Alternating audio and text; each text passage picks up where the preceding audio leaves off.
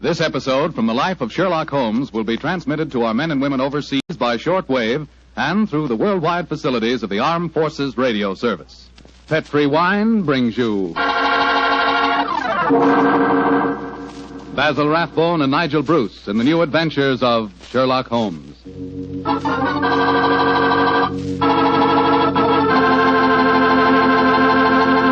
The Petrie family, the family that took time to bring you good wine, invite you to listen to Dr. Watson tell about another exciting adventure he shared with his old friend, that master detective Sherlock Holmes. And now let's visit our old friend, Dr. Watson.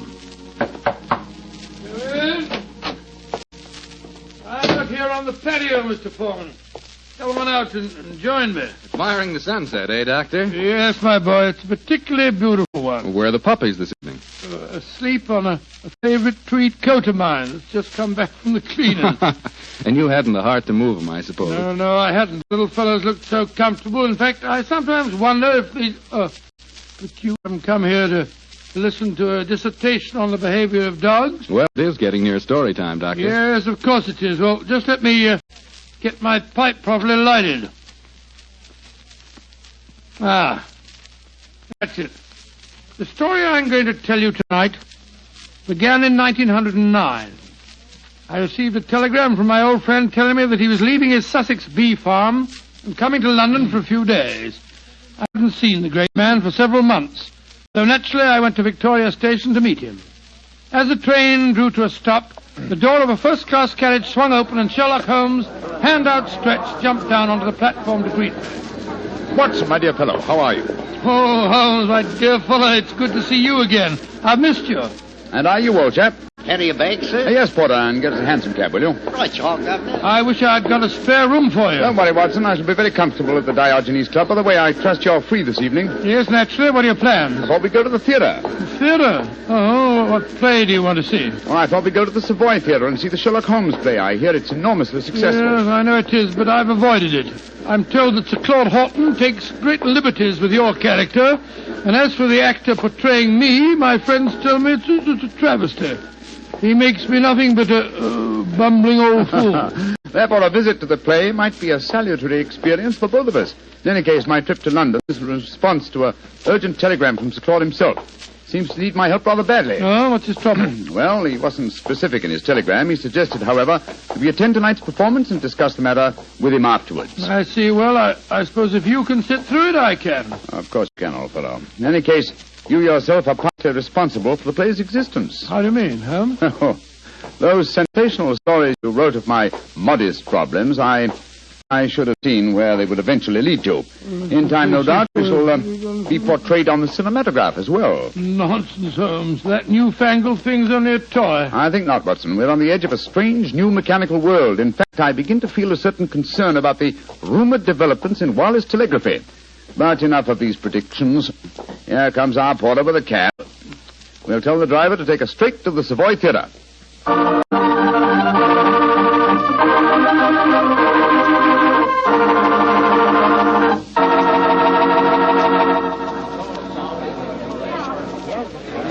Just look at that line of people at the box office, Holmes. Very flattering, old chap. Well, possibly, but I hope it doesn't mean that we've got to wait our turn and... Excuse me, gentlemen. You're Mr. Sherlock Holmes and Dr. Watson, aren't you? Yes. I thought I couldn't be mistaken. My name is Frank Ferris. How do you do, Mr. Ferris? I'm glad to meet you. Sir Claude has a box reserved for you. He asked me to see that you are quite comfortable. I consider it of him. Will you follow me, please? Thank you. Neither of you has seen the play before, I understand. No, Mr. Ferris, we haven't. I imagine it'll be a strange experience seeing yourselves portrayed on the stage. By the way, I'm playing the part of an old friend of yours, Professor Moriarty. Oh, indeed. I'm looking forward to a very entertaining evening. I presume that you escape our clutches, as usual? Yes, I do, Mr. Holmes. And I've done it nightly now for 137 performances. A record that I'm sure Professor Moriarty himself would envy. Had it not been for his memorable demise at the Rackenback Falls. Here we are, gentlemen. This is the box reserved for you. And now, if you'll excuse me, I'll go back to my dressing room. Oh, I nearly forgot, Mr. Holmes. Sir Claude asked me to give you this note. Thank you. No, not at all. Well, I'll see you later. Very nice fellow for an actor. Don't be a snob, Watson. Well, what does the Claude note say? I'll read it to you. Dear Holmes, since I telegraphed you yesterday, there have been strange developments. In fact, I've been doing some detective work off stage as well as on. Watch the performance tonight and watch the audience, too, particularly the occupant of the box opposite yours. Please come to my dressing room as soon as the last curtain has fallen. He's being very mysterious, and the box opposite ours is empty. No. Look, Watson, look. Someone has just entered. Confound it, the house lights are going out. The first act's beginning, Holmes. The first act, yes. Well, sit back and relax, old fellow. Let's see what they've done to us.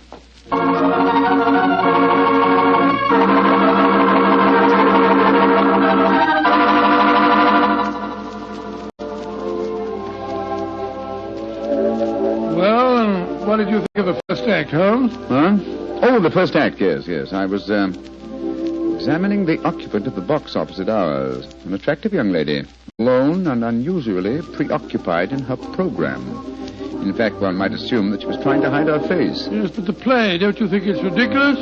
Just imagine a crown jewel being stolen from the Tower of London. Why not? It's been attempted many times. Anyhow, you must admit that the actor who's portraying me behaves like a blithering idiot. And Sir Claude's interpretation of you is pretty far-fetched. Far-fetched, but flattering, Watson. What poise, what suavity, and what a voice. I find myself thoroughly entertained. You're a strange chap, Holmes. No accounting for your tastes. Look, Watson, look. The back of the box over there. Good Lord, I could have sworn a man dodged behind the curtains. I don't think the girl saw him, though. Looked like a foreigner. I think as the young lady's alone, we'll take the liberty of joining her. Oh, dash it, there go the lights again. The second act starting now. And sit down, old fellow. We don't want to attract attention. We'll join her during the next intermission.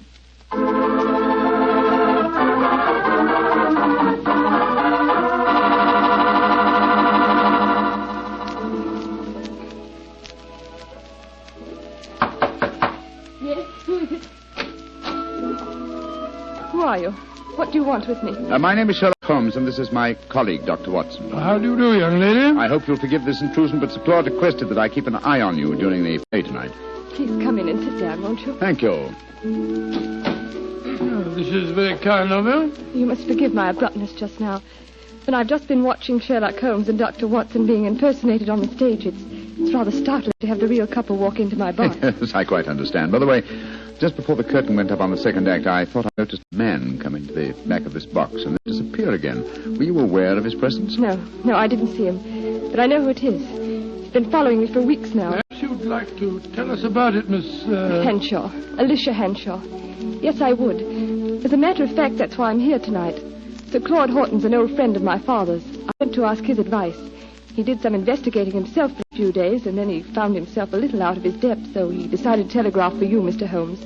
We were going to meet in his dressing room after the performance tonight. Splendid. And now, Miss Henshaw, what is your story? It's a strange one, Mr. Holmes, though I didn't realize just how strange until I first saw this play a few nights ago.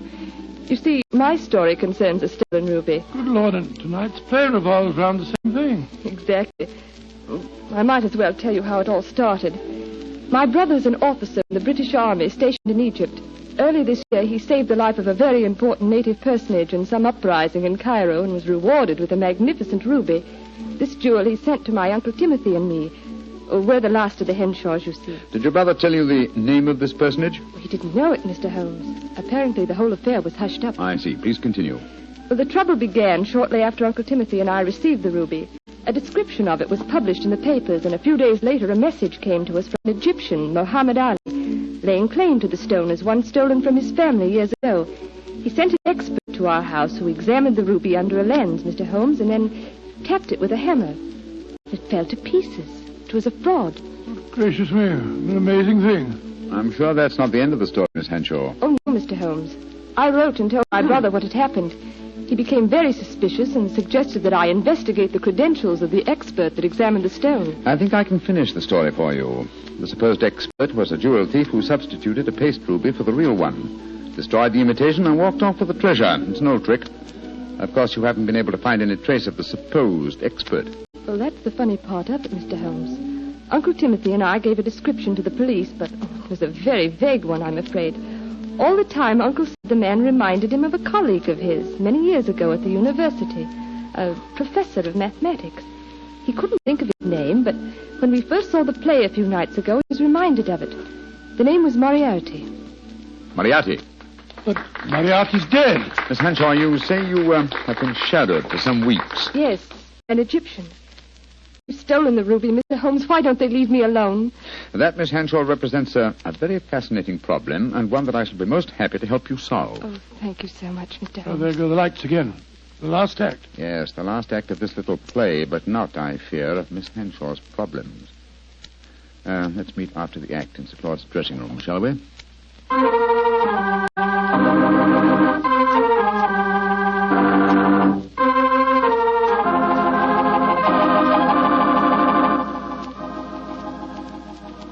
Well, Holmes, how did you enjoy the play? Very much, Sir Claude. May I introduce my old friend, Dr. Watson? How do you do, Sir Claude? How are you, Doctor? I see you've already made the acquaintance of Miss Henshaw. She, no doubt, has told you her troubles, eh? Yes, Sir Claude. And Mr. Holmes has promised to help me. Splendid. Tell me, Watson, how did you like the play? It was very interesting, Sir Claude. Not quite accurate, of course. Well, you have to allow us a little dramatic license, you know. What did you think of Rodney, the man who was portraying you, Doctor? Well, since you mention it, I think the fellow needs to study diction. He mumbles so much I couldn't understand a word he said. Oh, come now, old fellow. I think there are times when you're a little hard to understand yourself. Oh, rubbish. Sir Claude, I hope you'll meet us at the Diogenes Club, and then we can go out and have some supper. Excellent idea. I'll join you there after I've taken off my makeup. Splendid. I think I should be going home now, Sir Claude. I gave my address to Mr. Holmes so he knows where to get in touch with me. Very well, Miss Henshaw, and don't worry. I shall give your problem my undivided attention. I'll take you to your cab, my dear. Oh, there's no need to, Sir Claude. Nonsense, I insist. Goodbye. I'll be back in a moment. Right, Miss Henshaw? Good night, good night. Strange business, Holmes. What do you make of it all? Very little as yet, but it's a fascinating problem. Sir Claude really seems to have identified himself with the character of Sherlock Holmes. He gave me the impression that he feels quite capable of solving the case by himself. Oh, hello. Claude hasn't left, has he? Oh, no, Mr. Ferris. He's coming back in a moment. Oh. How'd you like the play, gentlemen? Very much. Your own performance as Moriarty was most convincing. Yes, indeed, sir. Congratulations. A couple of times there, I had a strange feeling that you really were Moriarty. Well, that's very flattering, Doctor. Oh, hello. Well, it sounds as if there's some trouble at the stage door. Hey, excuse me. Come on, Watson. Let's follow him. Right. Hello, it's Sir Claude. He seems upset about something. Yes. What's happened, Sir Claude? Oh, there you are, Holmes. I just seen Miss Henshaw off in her cab when a foreign-looking fellow came out of a doorway and got into another cab. I heard him tell the driver to follow her. I tried to stop him, but he got away. Must be the same man that we saw in our box during the play. Sir Claude, we have her address. I think we'll drive there at once and see that she's arrived safely. We'll join you later at the Diogenes Club.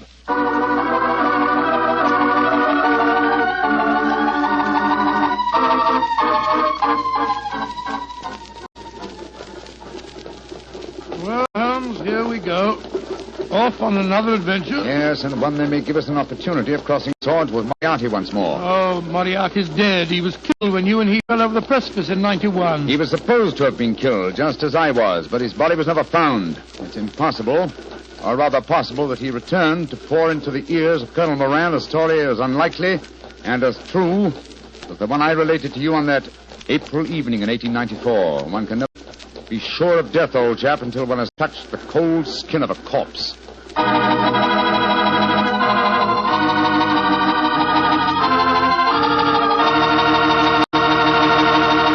Dr. Watson's story will continue in just a few seconds. And now back to tonight's new Sherlock Holmes adventure. The famous pair have become involved in a strange mystery concerning a stolen ruby, a frightened girl, and an Egyptian who appears to be shadowing her. As we rejoin our story, Sherlock Holmes and Dr. Watson are standing in a darkened alleyway adjoining the girl's house. Holmes, look. That Egyptian fellow. He's pacing up and down in front of our house. Yes, therefore we may assume she's safely inside. Seems to be giving up. He's coming this way. Flatten yourself against the wall. Good evening, sir. Good evening. Who are you, please? We are friends of Miss Henshaw, and we're very curious to know why you've been following her. I'm sorry that I cannot answer your question, sir. Now, look here, my man. You're talking to Mr. Sherlock Holmes. You are Mr. Sherlock Holmes? I'm greatly honored to meet you, sir. All my life I have known of you. All my life I have admired you. Then in that case, perhaps you'll answer my questions. Why have you been following Miss Henshaw? Because it is my duty. What do you mean, your duty? Perhaps I should have said my destiny, Mr. Holmes. For 2 generations now, the family of Arabi, of which I am a humble member, have dedicated their lives to finding the stolen treasure of Asyut. What on earth's all that got to do with Miss Henshaw? The treasure of Asyut is a giant ruby. It was stolen many years ago from the family of Muhammad Ali. A few months ago, Miss Henshaw received a mysterious ruby. I have found out many things, Mr. Holmes. I have many sources of information. Then I must regard you in the light of a rival detective in this case. I hardly call myself a detective, Mr. Holmes. My life is dedicated to only one problem. Miss Henshaw now says the jewel was stolen from her. I do not believe it. That is why I watch her. If I am wrong this time, and I do not think I am wrong, then my quest must go on. Always it will go on. Permit me to wish you the best of luck, sir. Thank you, Mr. Holmes. Good night, gentlemen. Good night, good night. Sure we shall meet again. Oh, why did you let him go, Holmes? Why not? He's frightening Miss Henshaw. But not molesting her, old chap. In fact, it might be a good thing if someone is keeping an eye on her. In the meanwhile, Watson, let's see if we can find a cab and get back to the Diogenes Club. I don't want to keep Claude waiting.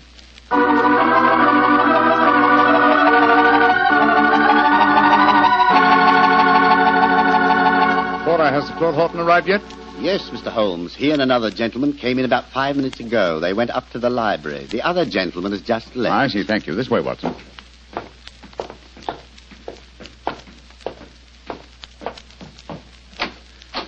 I'm sorry, Sir Claude, to have kept you waiting. We took a little longer, but...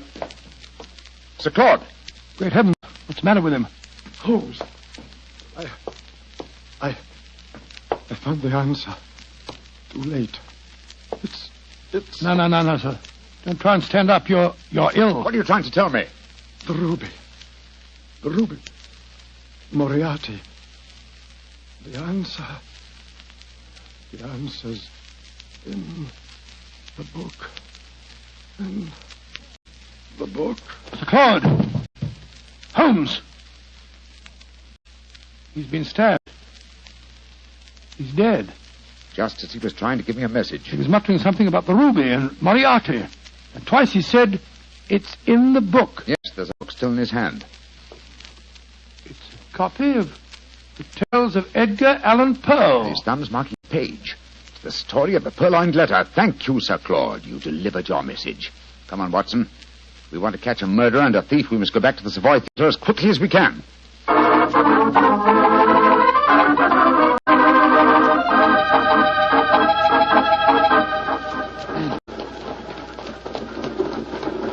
Why do you suppose Sir Claude was murdered? Because I was too curious. Been investigating the problem of the stolen ruby and found out something. Something he promised to tell me at supper, you remember? And so he was killed by a man who came with him to the club tonight. Fortunately, he gave me a clue by indicating Poe's story of the Purloined letter. But I still don't see how that helps you. Well, it leads us to the ruby. The premise of Poe's story is that the most obvious hiding place is the safest. Now, what physical object was most prominent on the stage in tonight's play? By Jove. A ruby. Exactly. How better can you hide a stolen ruby than by exhibiting it night after night as a stolen ruby before the eyes of thousands? Well, you mean you expect to find it in the property room backstage? Precisely. That and a murderer. Wait for us, Kerry. Come on, Watson. You have your revolver, old chap? Yes, I do. Well, keep it handy. Our visit may not be unexpected. Unlocked. That's good. Come on. Look, Holmes, look. The doorkeeper. He's slumped over his desk. He's been given chloroform. We'll take the liberty of borrowing his lantern. It's an eerie atmosphere about a dark and empty theatre, isn't there, Holmes? Now, where would the stage properties be kept, I wonder? Hold the lantern a little higher, will you, old fellow? Yeah. That's it. Aha, look over there. A large cabinet. It's marked Property Department. And it's unlocked. Oh, this is frighteningly easy. Let's look out for a trap. Now, let's see. Look. There's a ruby lying on that tray. Psst. Hold it up under the lantern, Watson. Exactly. It's as I thought. This is no paste stage properly. It's a genuine ruby. In the light of this lantern, it's very hard to... Down, Watson, quick! He nearly got us. Smashed our lantern. Yes, he's got an air rifle, a powerful one, too, confound it. There's no flash to indicate where he's firing from. Of course, he's baited his trap so neatly that he knows exactly where we I'm are. going to take a shot at him. I can't see anything, but at least it'll let him know we're armed. Now, move your position quickly, Watson. Just missed me, Holmes. This is hopeless shooting in the dark. Yes. I've got to switch the stage lights on. Keep him occupied, old fellow, will you? While I try to find the light switches. I've got him. But he can still shoot, confound it. Yes, well, I found the light switch. Keep your eyes skinned, Watson. I'm turning it on.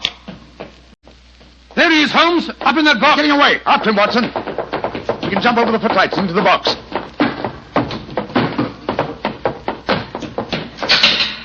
Ah! I'm afraid the bird has flown, Watson. I should have remembered that theater exit doors always open from the inside. No, he didn't get away, Holmes. Look on the floor there. It's that Egyptian fellow. I hope you haven't wounded him too badly, No, old I don't chap. care if I have. He was trying to kill us. No, it's only a shoulder wound. He's fainted, infernal scoundrel. No, he's a very gallant man. Undoubtedly, he was trying to save us as you shot him just now. Holmes, what on earth are you talking about? Obviously, it's Moriarty. No, Watson, Moriarty just escaped through the door you heard clang a few moments ago. Then what's this man doing here? As a fellow detective, undoubtedly he followed us. Perhaps he preceded us. When Moriarty started shooting, this man tried to capture him and got wounded by you for pains. Then who is Moriarty? He must be someone connected with this theater. It's obvious. Moriarty is Moriarty. What? You mean Frank Ferrers, the fellow that played the part on the stage? Again, remember Poe's story of the Purloined letter. But why didn't you recognize him? Oh, remember, I haven't seen him for 20 years, and you haven't forgotten his genius for disguise, have you? What incredible audacity. How better could Moriarty conceal himself than by announcing nightly to the theater-going public that he was Professor Moriarty? Then he killed Sir Claude. Of course he did. Sir Claude must have persuaded Moriarty to go to the club with him. Probably he hoped to expose him in front of me, but Moriarty found out that Sir Claude knew too much. Yes. So he stabbed him. Rushed back here to bait his trap for us. Yes. But how did he know that we'd walk into it? Well, he knew that if Sir Claude had guessed his secret, then I certainly would, and so he was waiting for us. Hello. He's coming too. How are you feeling, my man? The ruby. The ruby. Did you find the ruby? Yes. Here it is, sir. Tell me, is it the ruby of Muhammad Ali? No. It is a fine stone, but it is not the one for which I have searched all my life. And so my endless quest must go on and on. He's fainted again. Poor devil. Fine mess I made of this case, Watson. Oh, I don't know. You've recovered the ruby? Yes, look at it, old fellow. Before I turn it over to Miss Hanshaw, look at it well. Probably its every facet stands for a bloody deed. It's a beautiful stone. And yet this lovely bauble cost Sir Claude his life. And that devil Moriarty still goes free. But one day, Watson, and may the day come soon, I shall meet Moriarty again. And when that happens and I finally bring him to justice, then and only then can you write fini to the character of Sherlock Holmes.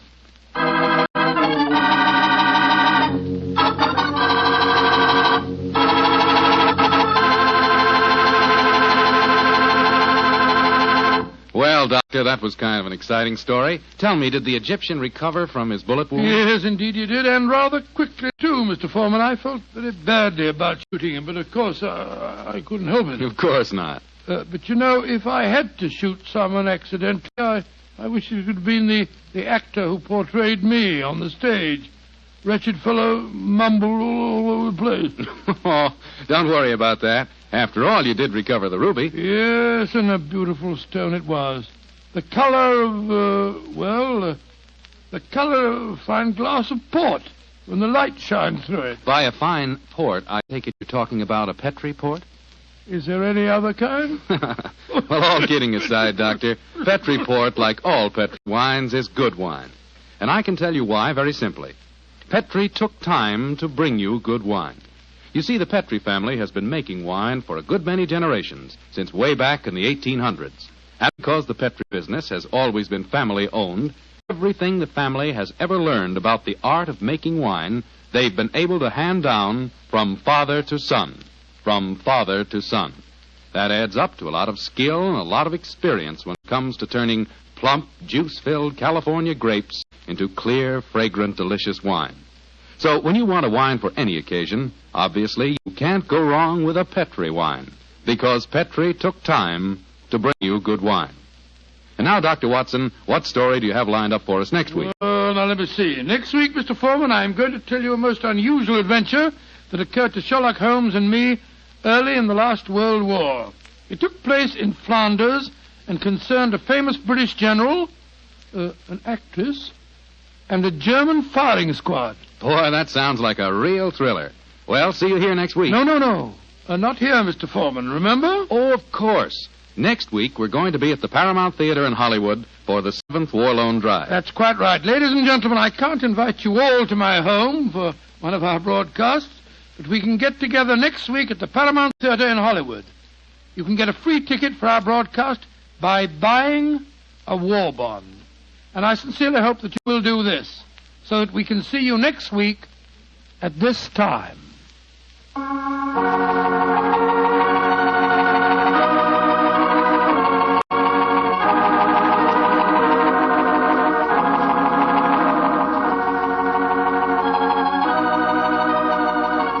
Tonight's Sherlock Holmes adventure is written by Dennis Green and Anthony Boucher and is based on an incident in the Sir Arthur Conan Doyle story, The Adventure of the Second Stain.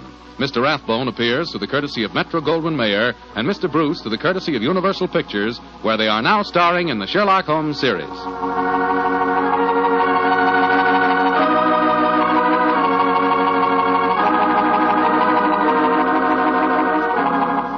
The Petri Wine Company of San Francisco, California, invites you to tune in again next week, same time, same station. As Sherlock Holmes comes to you from our Hollywood studios, this is the Mutual Broadcasting System.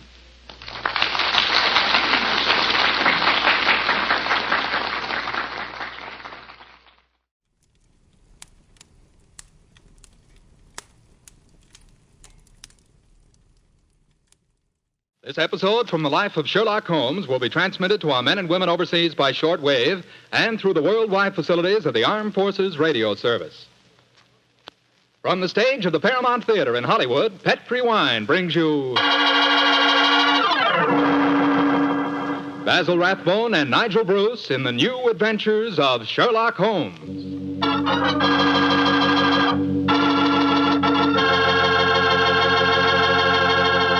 The Petri family, the family that took time to bring you good wine, invite you to listen to Dr. Watson tell us about another exciting adventure he shared with his old friend, that master detective, Sherlock Holmes. And now for our weekly doctor's appointment. Let's knock on his library door and see if... There's no point in doing that, Mr. Slattery. I'm right behind you. Oh, hello, Dr. Watson. Don't tell me you've been stalking me. No, my boy. I was on the patio and I heard your footsteps, so I thought that I'd come in and fetch you. Let's go back and sit out there, shall we? It's a beautiful evening. That's fine with me, Doctor. Here we are. Now, settle yourself down in a chair and light a cigarette, if you have one. And I'll get on with my story. Well, last week you told us it concerned an adventure that you and Sherlock Holmes had in Flanders during the First World War. That's right, Mr. Slattery, did. I thought that you and the great man had retired at that period. We had, my boy, but it was only natural that as soon as the war broke out, we both offered our services in any capacity that might help our country. Of course. And how did tonight's story begin, Doctor? It was in the winter of that first year. Things weren't going very well for the Allies. The Germans were advancing on Paris, and the picture was looking very black. It was just 24 hours before the famous Battle of the Marne began, the battle that changed the early course of the war, when Holmes told me that we had to go up to the front lines on a secret mission. We'd been in Paris for several weeks, where Holmes had just solved the case of the missing aide-de-camp. I was anxious to get back to England and my work in the war hospitals, but of course this new summons was in the nature of a command. And so, late on a rainy September afternoon, Holmes and I, with the boom of gunfire in our ears, found ourselves in the front seat of a staff car, sloshing and jolting its way towards the battlefield. Am I driving too fast for you, gentlemen? No, Sergeant, not at all. No, you're doing a splendid job. Oh, my man, look out considering the state of the road. Thank you, sir. Hello? The gunfire's getting nearer, Holmes. Yes, old fellow. I imagine we haven't much further to go, have we, Sergeant? No, sir, we're nearly there. Did you notice the two civilians in the back seat, Holmes? Yes. Handsome woman and a distinguished-looking man, several years her senior. I wonder who they are. I'll tell you. He's a Shakespearean actor of some note, though he never achieved the fame to which he thinks he's entitled. I shouldn't be at all surprised if he feels that he's been slighted in not receiving a knighthood. But, Holmes, that's amazing. How can you possibly deduce all that from just looking at the man as we got into the car? Elementary, my dear fellow, I didn't deduce it. We saw him twice last year in the London Theatre, if you remember. What? His name is Maitland Morris. As for his biography, he's a friend of my brother, Mycroft's. He told me about him. What do you suppose he's doing up here near the front line? His brother is General Sir Stanley Morris, who's in command of this particular front, and it would seem reasonable to presume that his brother has come up here to give a performance for the front-line troops. I suppose this hut is as far as we can drive, Sergeant. I'm afraid so, sir. We're 4 miles from the front line now. You'll have to clear your papers here. See that ruined farmhouse there, sir? Yes, Sergeant. Is that the General's headquarters? Yes, sir. Come on, Watson. Good Lord, it's pelting with rain. Yeah, let's make a dash for it.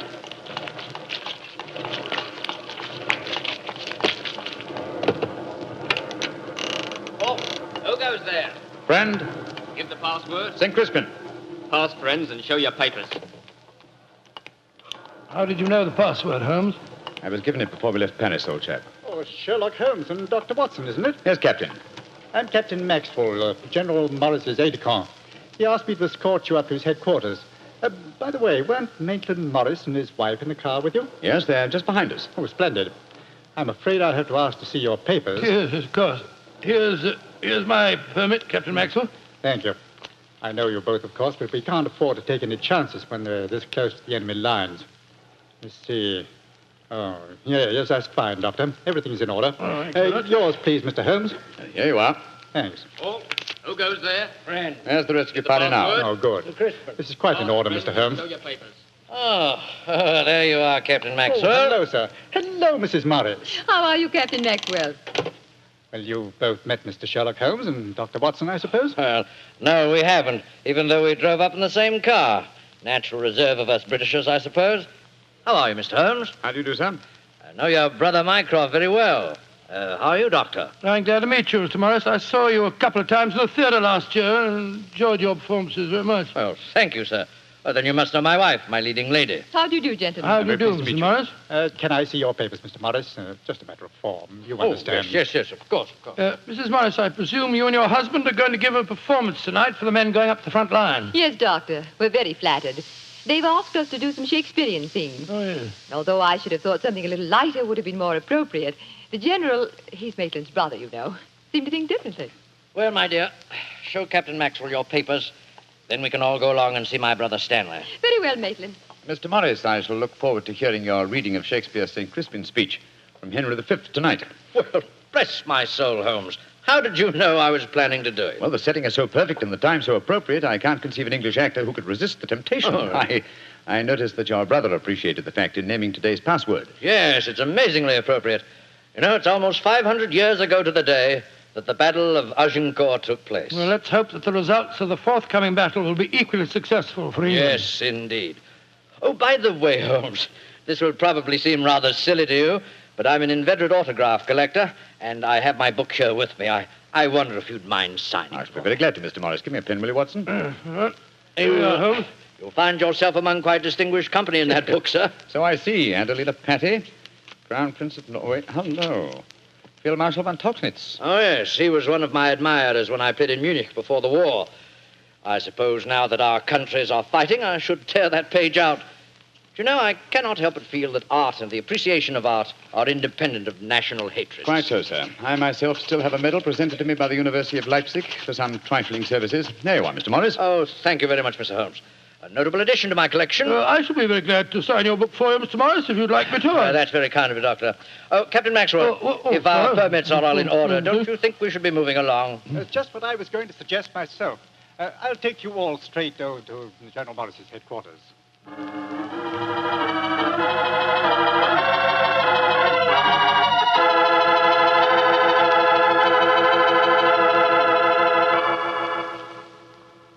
General Morris, may I introduce Mr. Sherlock Holmes and Dr. Watson? How do you do, sir? How are you, General? How do you do? Know a lot about you. Long way from Baker Street, isn't it? Yes, indeed, sir. Where's that brother of mine? Ah, there you are, Maitland. Cynthia, how nice to see you both. Oh, it's good to see you again, Stanley. Hello there, Stanley. The men will be glad you arrived. They're looking forward to your show tonight. We're very flattered that they want to hear us do some Shakespeare. Oh, rubbish, old boy. With you and Cynthia up there on the platform, you could read the telephone book and they'd love you. Oh, very kind. By the way, you'll find the stage very primitive. Just a few trestles and a large tent and a curtain made of army blankets. And your dressing room will be even worse. Oh, don't worry about our comfort, Stanley. As long as we cheer the boys up, that's the important thing. Yes, of course. By the way, what program do you have mapped out for us? Well, I thought we'd have two shows. The tent's not large enough to hold everybody at once. Anyway, we have to keep up an alert all the time. Mm-hmm. Think you can manage two separate shows? Oh, of course I can, Stanley. I may look old, but I don't feel it. You don't even look at you, scoundrel. Thank you. Perhaps we could take a look at the stage and equipment, eh? Oh, certainly. Captain Maxwell, take them over to the tent and show them what the facilities are, will you? Right, sir. Will you follow me? Oh, yes, of course. See you later, Stanley. Come along, my dear. All right. I'm glad you're here, Holmes. I'm sure I can speak quite freely in front of Dr. Watson. Oh, yes, with perfect freedom, sir. He's my colleague, and he's an old army man himself. Really? What regiment, Doctor? 5th Northumberland Fusiliers, sir. Later attached to the Berkshires in Afghanistan and wounded in the Battle of Mainwan. Really? Oh, then I'm sure I can speak freely in front of you. Holmes, you know why you're up here so near the front line, don't you? I have a very shrewd suspicion, sir. Yeah, I thought you had. That's why I asked for you to be sent here. You asked for me to be sent here, General. Yes, I think I understand. Well, I wish I did. You will, Doctor, in due time. In the meanwhile, gentlemen, I'll have an orderly show you to your quarters. Thank you, sir. And, Holmes, take a look around, will you, and keep your ears open. We're comparatively a little distance from the German front lines, and yet there's a very puzzling silence just now. Yes, I noticed that, sir. And half an hour ago, on our way up, there's quite a lot of shelling. Exactly. It's unnatural and rather frightening at a time like this. You see, we're attacking at dawn. The enemy might be trying to infiltrate spies, and the whole success of this battle depends on a surprise attack. I quite understand, sir. Come on, Watson.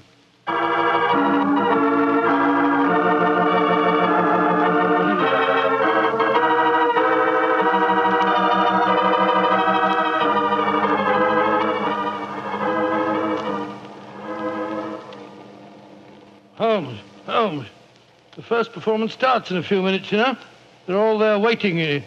Why are we tramping about out here in the mud and the rain? I thought a pipe or two in the open air would clear our brains. Yes, a pipe in the open air is one thing, but a pipe in a downpour of rain is another. Was it raining? Oh, didn't even notice it. I was listening to the silence. What do you mean? Thousands upon thousands of Germans. Armed Germans. Full of a blind fanatical hatred and desire to kill, are crouched in trenches only a mile or two from here. Surrounding us are an equal number of English boys, also armed, and with a will, if not the desire, to fight, because they know their cause is the cause of freedom and justice. All these thousands poised, ready to pounce on each other and fight to the death, and yet, beyond that patter of rain, there isn't a sound to break the stillness of a September evening. Strange world we live in, old chap. You're being unusually rhetorical, Holmes. Yes, I am, aren't I? Let's be a little more practical, shall we? I wonder what is wrong with the actors tonight. Oh, why do you ask that? Well, a little while ago, I noticed Mrs. Morris in a great state of excitement, going towards the farmhouse where the General is. Then she went back to her own quarters, and now she seems to be headed in our direction. Is anything wrong, Mrs. Morris? It's Maitland. What's wrong with him, madam? He's disappeared. Disappeared? What's happened? We were in the tent together, making up for our performance, when an orderly came in with a message. Maitland said it was from his brother. Slipped on a raincoat and went out, saying he'd be back in a few moments. I waited and waited, and after a while I got worried, and I went over to see the General myself. He said that he'd sent no message. and that he hadn't seen any sign of Maitland. Good Lord, what can have happened to him? I don't know, Doctor, but I'm frightened. What shall I do, Mr. Holmes? You're a brave woman, Mrs. Morris. Brave? I don't know, Mr. Holmes. Why? Because the show must go on. I shall take your husband's place. But Holmes, something's happened to Maitland Morris. He's in danger. He might True, be... Watson, true. Huh?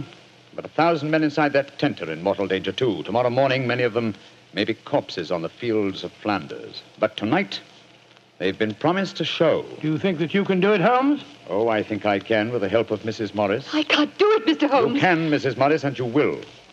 If only to uphold that great tradition of the theater that the show must go on.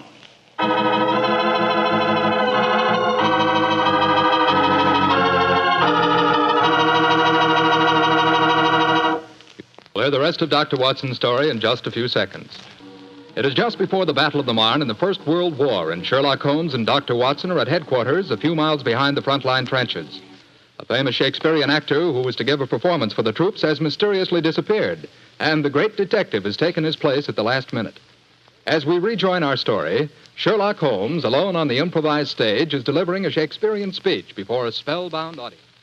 This happy breed of men, this little world, this precious stone set in a silver sea, which serves it in the office of a wall or as a moat defensive to a house against the envy of less happier lands. This blessed plot, this earth, this realm, this England.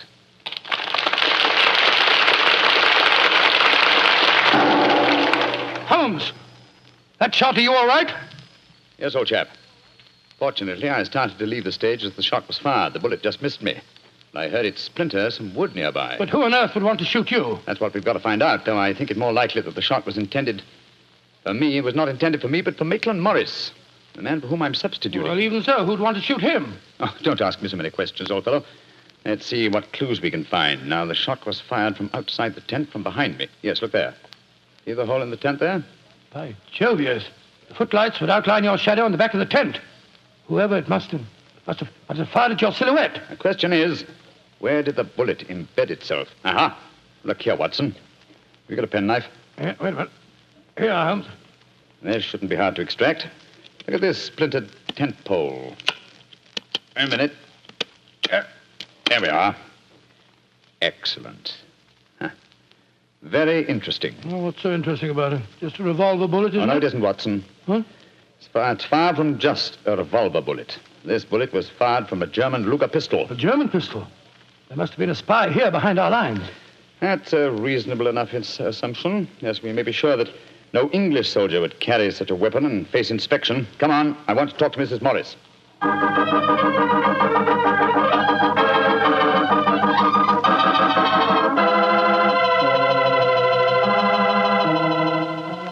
Mrs. Morris, I want you to be very frank with me. But of course, Mr. Holmes. You know why your husband's missing, don't you? No, I don't. Have you found out anything? Come, madam.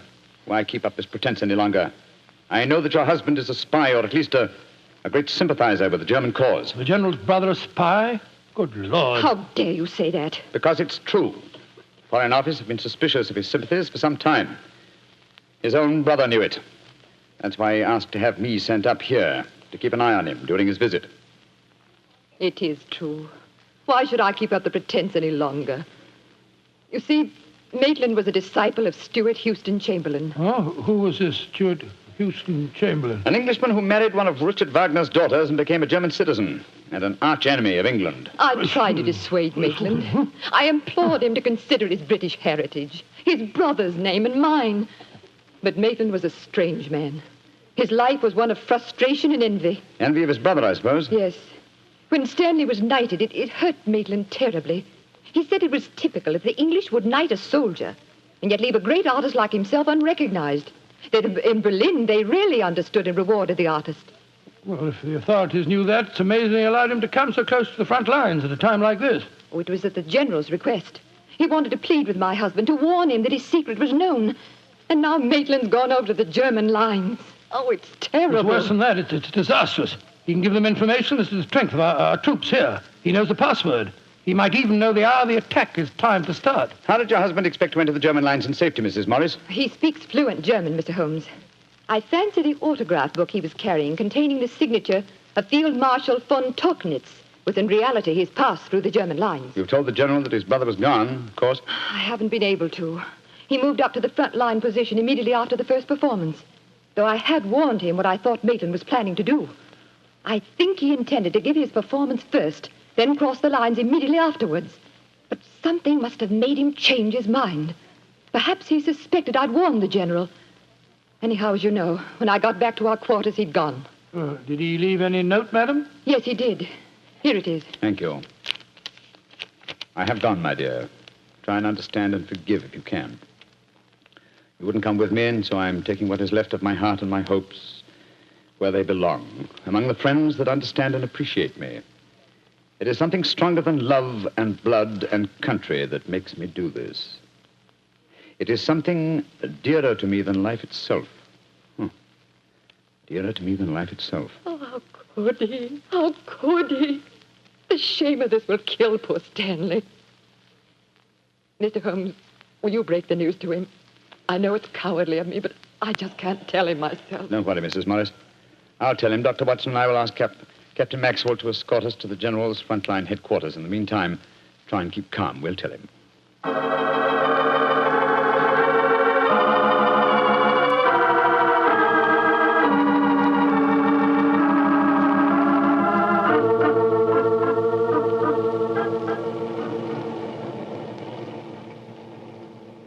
If you will wait in the dugout, Mr. Holmes, I'll tell the General that you're here. Thank you, and be sure to let him know the urgency of the matter. Yes, sir. Holmes, this is a dreadful business. Yes, it is, Watson. Though if my plans work out correctly, I think the success of tomorrow's battle may not be imperiled. What plan? Listen. You know, Holmes, a strange silence from the German line since we came here might be accounted for by the fact that they knew Maitland was making his getaway. They wouldn't want to risk wounding such a valuable spy. Quite possibly. What I still don't understand is who shot at you with a German pistol and why. You're being very dense, old fellow. Surely it's obvious that... Here comes General Morris now. Poor devil. This is going to be a dreadful shock to him. Hello, Holmes. Dr. Watson? General Morris, I'm afraid that I've bad news for you. Your brother has gone over to the German lines. Maitland did go there. I should have put him under an armed guard as soon as he came here, but I thought I could reason with him, appeal to his sense of honor. Instead of which you tried to shoot him, sir, but fortunately for me, you missed. You see, I took his place at the first performance. But that shot was fired from a German pistol. True. That was when I first knew the General had fired the shot. But I still don't see how you could now. Only a high-ranking officer, not subject to inspection, could carry a non-regulation firearm. You're an old army man, you should know that. In any case, you'll observe that the General carries a Luger at his waist. Great heavens, Holmes. I thought I was firing at Maitland. I had no idea that it was you. You intended to kill your own brother, sir? Yes, and I'm sorry I failed. I'd rather see my brother dead than alive and a traitor to his country. But now he's safely in the German lines. Heaven knows what secrets he may be imparting. One thing we can be certain, our chance of a surprise attack in the morning is gone. Possibly not, sir. Oh, what do you mean, Holmes? You see, I took the liberty of altering your brother's credentials quite extensively. How, Holmes? I knew of his German sympathies. Mycroft had given me a great deal of information about him, and so I took it on myself to decide that it was unsafe to allow him so near the enemy lines with his own identification on him. Well, what did you do, Holmes? I took the liberty, sir, of stealing his autograph book, the one containing the magical signature of Field Marshal von Tauchnitz. I have it in my pocket now. I think we shall find within its pages a code concealed in the various autographs, giving valuable information to the enemy. Good Lord. I also switched military permits on him. I felt that in the event that he did go over to the German lines, his welcome might be less cordial if they were under the impression that they'd captured Sherlock Holmes. To make that identification doubly sure, I also slipped in his pocket a slight souvenir of my own. By Joe, Holmes, you mean that medal that was presented to you by the University of Leipzig? Exactly, old fellow. I no longer wish to own a decoration given me by a country of barbarians, and it seemed a rather neat and effective way of returning it to them. So the Germans will think they've captured Sherlock Holmes? Yes, sir, and unless I'm much mistaken, he'll receive very short shrift at their hands. Yes, they hate you. There's your answer, sir. I'm sorry. Well, don't be sorry, Holmes. It's better that way. Now his secret can die with him. Excuse me, sir. Yes, Maxwell, what is it? Would it be in order for me to return to headquarters now, sir? It's very nearly time for the second performance, and I've still been unable to trace the whereabouts of your brother. Well, my brother will not be acting tonight, I'm afraid. Holmes, I wonder if I might ask you to take his place once again. If you want me to, General. I do. Maitland had planned to do the St. Crispin speech from Henry V. He knew how much I loved it. I realize that, sir. When I was told the password up here. Well, can you remember the speech, Holmes? Oh, I think so. At any rate, I can try. Then do it for me, my dear fellow, will you? For me. I'll be very proud to do it, General. Goodbye and good luck. Thank you, Holmes. Captain Maxwell, take them back to headquarters, will you? The men will be waiting for the performance.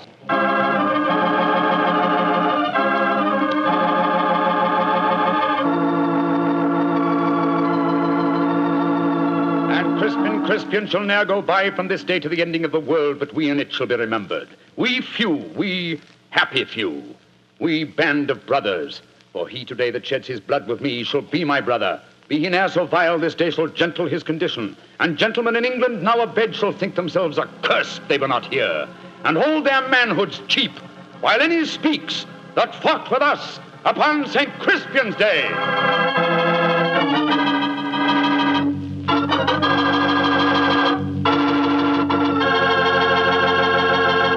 Well, Doctor, that was a bit of an exciting adventure you You know, I can still remember that awful feeling I had when I heard the shot in the tent and realized someone had tried to kill Holmes. He did have a narrow escape, didn't he? Well, Holmes always said there was no such thing as a narrow escape.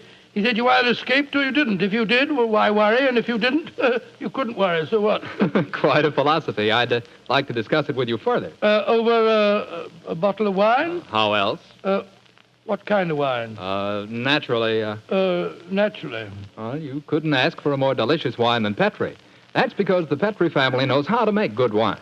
They ought to. They've been making fine wine ever since they started the Petri business way back in the 1800s.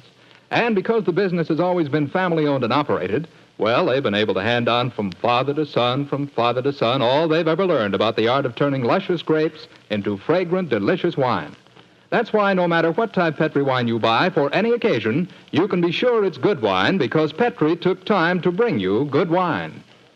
And now, Dr. Watson, how's about giving us a clue to next week's Sherlock Holmes adventure? Next week, Mr. Clatter, I'm going to tell you a most unusual adventure in which Holmes and I are trapped in an airtight metal chamber, our only companion being a murdered scientist. Well, sounds like a story we don't want to miss, Doctor. See you next week. Yes. Oh, just a second, Mr. Clatter. Before we go, I just want to tell our listeners that tonight we're broadcasting from the stage of the Paramount Theater here in Hollywood on behalf of the 7th War Loan Drive. The ticket of admission to the theater was a war bond. I'm mentioning this to remind you, our friends, that you have an important part to play in making the 7th War Loan a success. Buy more and buy bigger bonds than ever before. They're needed to pay for new super forts, new jet-propelled fighters, newer and bigger weapons to lick Japan. Remember, in spite of the magnificent achievements of our forces in the Pacific, the Japanese war has just begun. So let's go all out for the mighty 7th War Loan.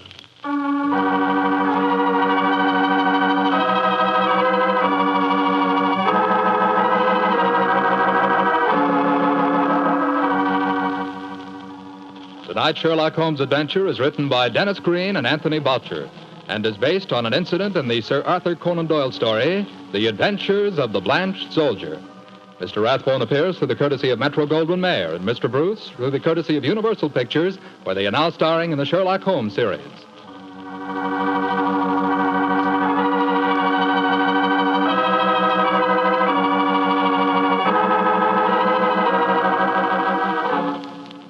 The Petri Wine Company of San Francisco, California, invites you to tune in again next week, same time, same station. This is Jack Slattery saying good night for the Petri family. This is the Mutual Broadcasting System.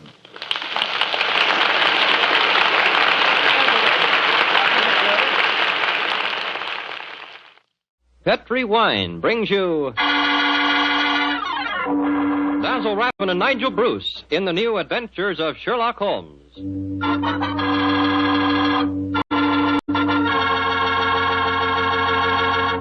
The Petri family, the family that took time to bring you good wine. Invite you to listen to Dr. Watson tell about another exciting adventure he shared with his old friend, that master detective, Sherlock Holmes. And now for our weekly visit with the good Dr. Watson. Let's see if he's expecting us. Come in. come in, come in. Ah, good evening, Doctor. Good evening, Mr. Campbell. It's about time you got here. Go up a chair and make yourself comfortable. Oh, thanks. Well, you have the old black dispatch box out again, I see. I suppose you've been going over your notes on tonight's adventure. That's right, my boy. And this may interest you. Mrs. Watson figured prominently in the story. She did? Yes, in fact, if it hadn't been for some remarkably quick thinking on her part, Holmes and I might have... well, there I go again, telling you the end of the story before I've begun it. Well, how did it begin, Doctor? On a winter evening in 1887. I'd been married some months, and in consequence I hadn't seen much of my old friend Sherlock Holmes. Oh, you're still living at Baker Street, I suppose? Yes, my boy, but we couldn't persuade him to come round and see us. From time to time I'd heard some vague accounts of his doings, of his summons to Odessa in the case of the Trepoff murder, and of his clearing up the singular tragedy of the Atkinson brothers. But to get back to tonight's story, my wife and I had just finished an excellent dinner. I remember had settled ourselves down for an evening of pleasant domesticity. She was stitching away on a piece of exquisite petit pois, and I was at my desk balancing figures in the family account book. After a few moments, my wife looked up to me and said, John, dear, don't look so troubled. "Oh, was I looking troubled?" Well, you've been scowling at that account book for 10 minutes now. What's the matter, dear? Don't the figures add up correctly? Oh, yes, they add up correctly. In fact, they tell a very pretty story. After buying my practice and setting up all my outstanding accounts, I find that we have nearly £150 left of the diary that Mr. Sholto settled upon you. 160, isn't it, dear? I was doing the same sum this morning. Oh, well, but still 160. In any case, Mary, dear, the point I was going to make is that we don't need the money just now. My practice is picking up splendidly, and I was thinking that we might invest it in something really sound, of course. Who's been talking to you, John? Dr. Wilson again. Well, as it happens, I did bump into him at the hospital today. He can put us onto something very good in Peruvian silver. What do you think of the idea? Well, John, the fact is, I'd almost decided to make a business investment with it myself. I thought I'd surprise you. Well, now let me tell you about it, John. Oh. Yesterday, when you were out on your rounds, Yes? a most charming man called here, Oh, a Mr. Ted Barber. He introduced himself as a friend of Mrs. Cecil Forrester's. Well. He said he was certain we'd be interested in his new company. And he talked so convincingly that, well, I'm afraid I almost promised him I'd buy some stock in the company. Did you really? What sort of company is it? Well, I didn't quite understand that part of it. But it sounds wonderful. He left a prospectus. It's in the right-hand drawer of the desk. It's something to do with a wonderful new metal that's been discovered by an American chemist called Paradol or Paradis or something. Oh, let's have a look and see what it says. A company formed to exploit the amazing new metal discovered by Dr. Paradis. Paradol preferred stock. The potentialities of this new alloy are immeasurable. The fourth dimension has been conquered. What? Spital dislocation is an accomplished fact. Oh, gracious me, my dear child. This prospectus is absolute poppycock. Now, John, you mustn't be stubborn. I think at least we should investigate it. The man said that if we went to the laboratories, Dr. Paradis would give us a demonstration himself. But Mary dear, the fourth dimension. I mean to say, it's obviously fraud. That's what everyone says when a new invention comes out. But this might be an opportunity for us to make a lot of money, John. Mary, I do wish to please me, dear. Well, I can't argue with you very long, Mary. All right. I'll take you to the laboratory in the morning, but I warn you, I'll show this Dr. Paradis up for the charlatan that he is.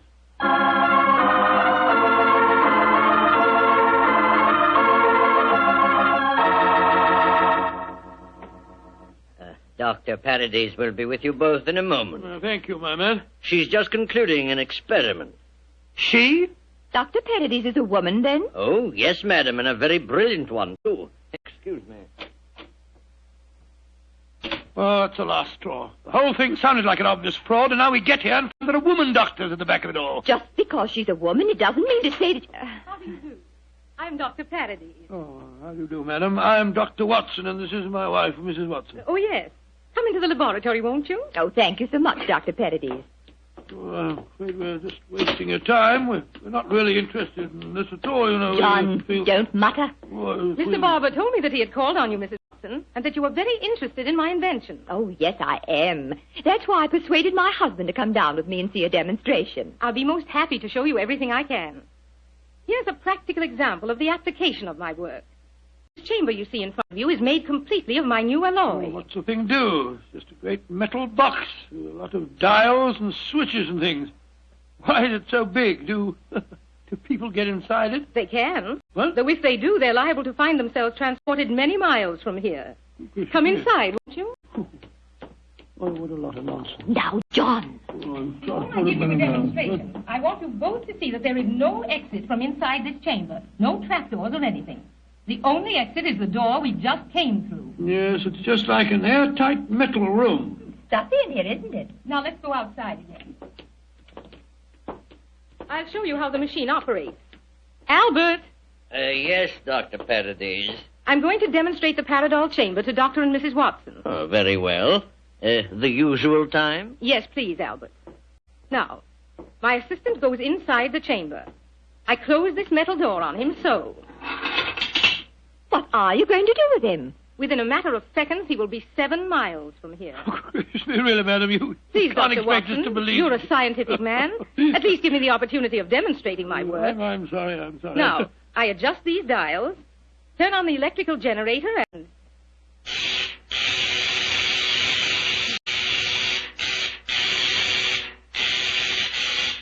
Good Lord, what an amazing business.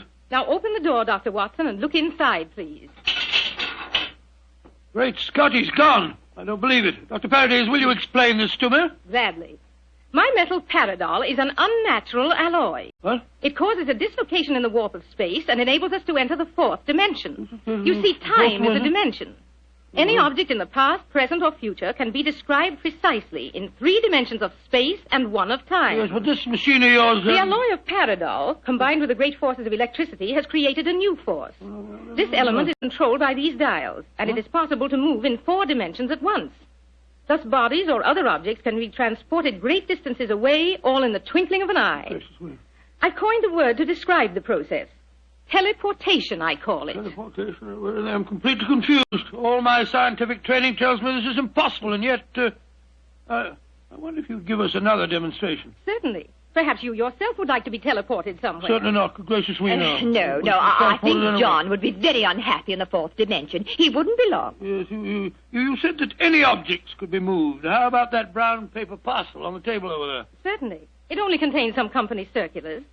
I suggest you write your initials on it so that you can identify it later. Oh, very well. J.H.W.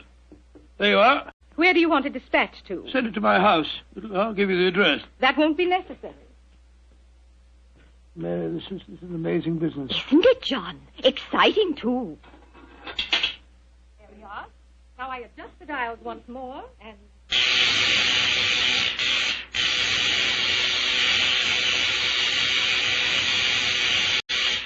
The parcel is already at your house. Oh, it's impossible. Come along, Mary. Let's get a cab and race back there as fast as we can. Well, Yes, goodbye, dear. Doctor. Goodbye, Doctor.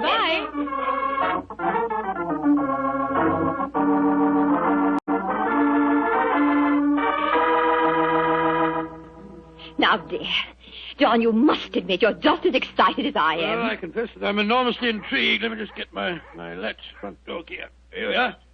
Dr. Paradise is a devilishly clever woman. Even so, my intelligence tells me it's impossible for the package to have reached here before us. Here we are. There you are, Master. Mum, just in time for lunch. Tell me, Annie, did a package arrive for us? Oh, yes, it did, Mum. I put it on our table. Great Scott. How was it delivered, Annie? Well, now, that's the funny thing about it, sir. I don't know. I went out to polish the brass on the door knocker a few minutes ago, and there was the parcel, lying on the doorstep. No one had rung the bell or anything. I didn't know how it got there. Thank you, Annie. You can go now. Yes, Mum. Well, John, what do you say now? That a miracle's been performed. I don't believe my eyes. Look, there are my initials on the package. Mary, I think that if you don't mind, after lunch You'll go round to Baker Street and tell Sherlock Holmes about this. Oh, do you mind, dear? Of course not, dear. Good. It'll be nice to see Holmes again anyway.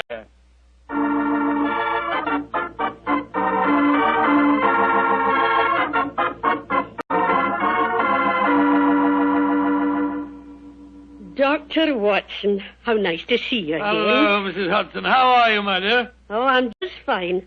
Oh, you're looking grand, sir. Marriage agrees with you, if you don't mind my saying so. Oh, thank you, Mrs. Hudson. Is Mr. Holmes in? Aye, sir. And I'm very glad you're seeing him. He's no been acting like himself lately. Oh, really? Locking his door and only unlocking it for me when I give him a password. And he's hardly touched his food for the last 3 days. Tell you the truth, Dr. Watson, I'm awful worried about him. Really? Well, I'll go up to him. He'll be glad to see you, I'm sure.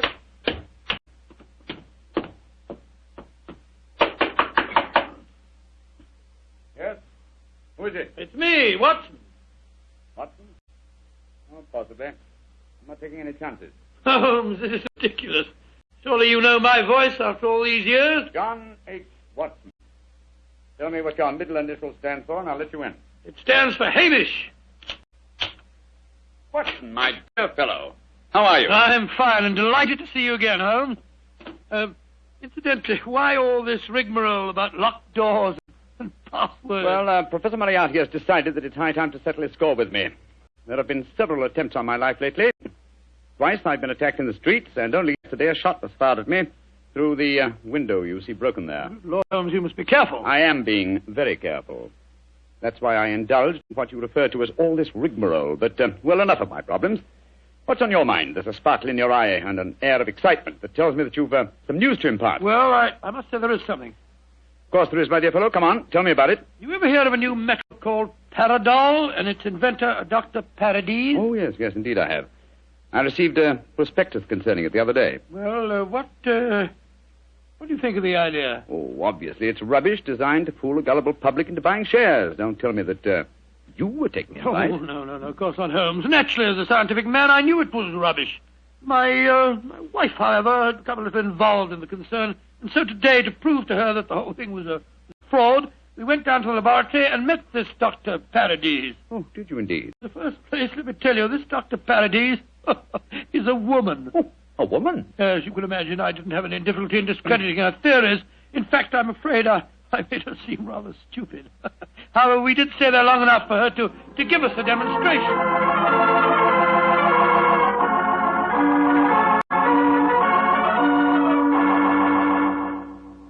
And that's the way that it was, Holmes. When we got back to our house, the initial package was there, waiting for us. Oh, childish trick. Obviously, the Paradol chamber contains an ingeniously hidden trap door, through which the assistant disappeared and later the package. A fast cab then took it to your home before you could get there. Oh, yes, oh, really? Well, yes, of course, that's exactly how I explained the thing to Mary. Was she impressed with the feat? Yes, she was. But you know how women are. I tried to tell her the whole thing was a fraud. She's very obstinate. I was hoping perhaps that you will help me expose the concern. Oh, hardly seemed necessary, old fellow.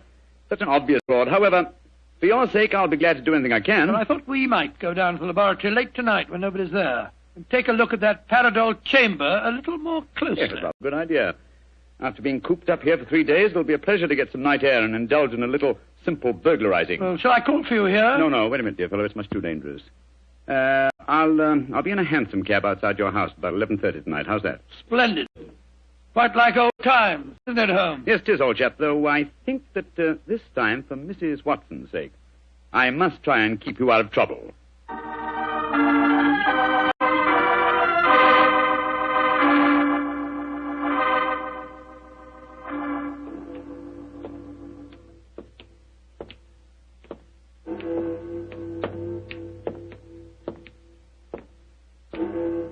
Midnight, Holmes? Yes, Watson. Time that only confirmed old bachelors like myself should be wandering the streets of London. Oh, rubbish, Holmes. You talk as if Mary was a tyrant. Now, don't get angry, old chap. I was only being facetious. Is this, Dr. Paradis' laboratory? Yes. Like to be seen. I don't imagine it'll be very hard to break in, though. Strike a match, will you? Took the precaution of bringing this lantern. There you are. Thanks, old fellow. Is the door locked? Yes, but I think a skeleton key will do the trick. Hold this lantern for a second, will you? Yeah. Oh, this is child's play so far. Come on. There's the Paradol chamber over there. Uh-huh. Give me the lantern again, old chap, will you? Thanks. Mm-hmm. Quite an elaborate construction. The door's been left open. Let's go in and take a look at the inside of it. Not both of us, Watson. If this is the only entrance, and the two of us walked in, it'd be too easy to slam the door shut on us. I suppose so. You go in and I'll keep watch out here. All right. Oh, I trust that in a few minutes I won't find myself lying on your doorstep. Holmes, there are times when your sense of humor is a little strained.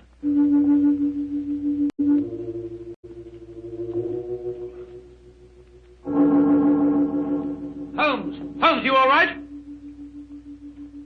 Watson, what is it, Holmes? The body of a dead woman. She's been shot. Unless I'm much mistaken. Let me come and look. 1,000 to 1, it's Dr. Paradis. Yes, it is. Watson, get out of here. Don't you either. Good Lord, someone has slammed the door shut on us. Yes, my dear fellow. We walked into a trap very neatly. I'm afraid that we're imprisoned in what appears to be an airtight metal chamber, and the only person who can help us to get out of it again is a corpse.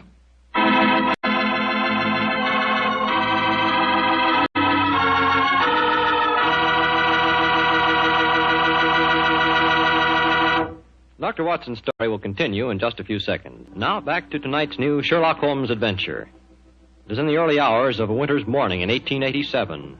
The famous pair, while investigating the mysteries of a scientific laboratory in the East End of London, have been trapped in an airtight metal cabinet, their only companion being the dead body of a woman scientist. As we rejoin our story, Sherlock Holmes and his old friend Dr. Watson are listening intently as footsteps approach what appears to be their metal coffin. There's someone outside. They're sliding back the metal panel. Good evening, gentlemen. That voice, it's Dr. Paradis' assistant. Let us out of here. Or should I be more precise, Mr. Holmes, and say good morning? Hello, Moriarty. Moriarty, you scoundrel. If I can just get my hands on him. Dr. Watson, I wish you could get over your dislike for me. For my own part, I'm genuinely sorry that my trap had to catch you, too. I've often felt unhappy that you're not on my side. Such slavish admiration of you given your friend Sherlock Holmes must be highly gratifying. There's never mind about all that. What do you think you're up to? It's obvious, my dear Watson. The whole scheme was a plan to lure me out of my safe hiding by presenting an intriguing problem, and one that victimized the wife of my old friend. You knew it would get back to my ears, didn't you, Moriarty? Yes, exactly. But why did you murder this Paradis woman? That's equally obvious, my dear Watson. It served her purpose in presenting a most convincing scientific front. As soon as the trap was baited, it was a liability. She might tell tales, and so she was killed. Like so many other of your accomplices, my dear Professor. Ah, precisely. Now, my dear fellows, I'm afraid that I must close this panel and say goodbye. Quite sorry to have to kill you, but you're becoming dreadfully in my way. And how do you plan to kill us, Moriarty? By doing nothing more than closing this panel. Oh, I could be frightfully dramatic and release deadly gases into the chamber, or poisonous snakes, or something equally colorful. But quite frankly, it seems so much simpler just to shut you in. Your oxygen supply won't last very long, you know. And for your benefit, Dr. Watson, I may tell you that Paradol, whatever its other shortcomings as a metal, is bulletproof. Goodbye, you meddling fool! Well, there seems nothing for us to do but look around and ascertain our chances of escape. Holmes, I don't like this. We're in a very nasty situation. My dear Watson, sometimes you're a master of understatement. Aha, just as I thought. What have you found, Holmes? Sliding panel, just behind the dead woman. It leads to a passageway. A passageway that has been bricked up only within the last few hours. But long enough, I'm afraid, to make it impossible. No, there's no escape here. Hold the lantern a little higher, will you, Walter? Yeah. That's it. Well, what are we going to do now? I was just estimating the cubic capacity of this chamber. The air supply should last comfortably for at least another 8 hours. I recommend a brief sleep to refresh us and also to conserve our oxygen supply. Sleep? Who could sleep at a time like this? I can and you can, old chap, if you discipline yourself. Well, I'll try, Holmes, but I know perfectly well I shan't close my eyes.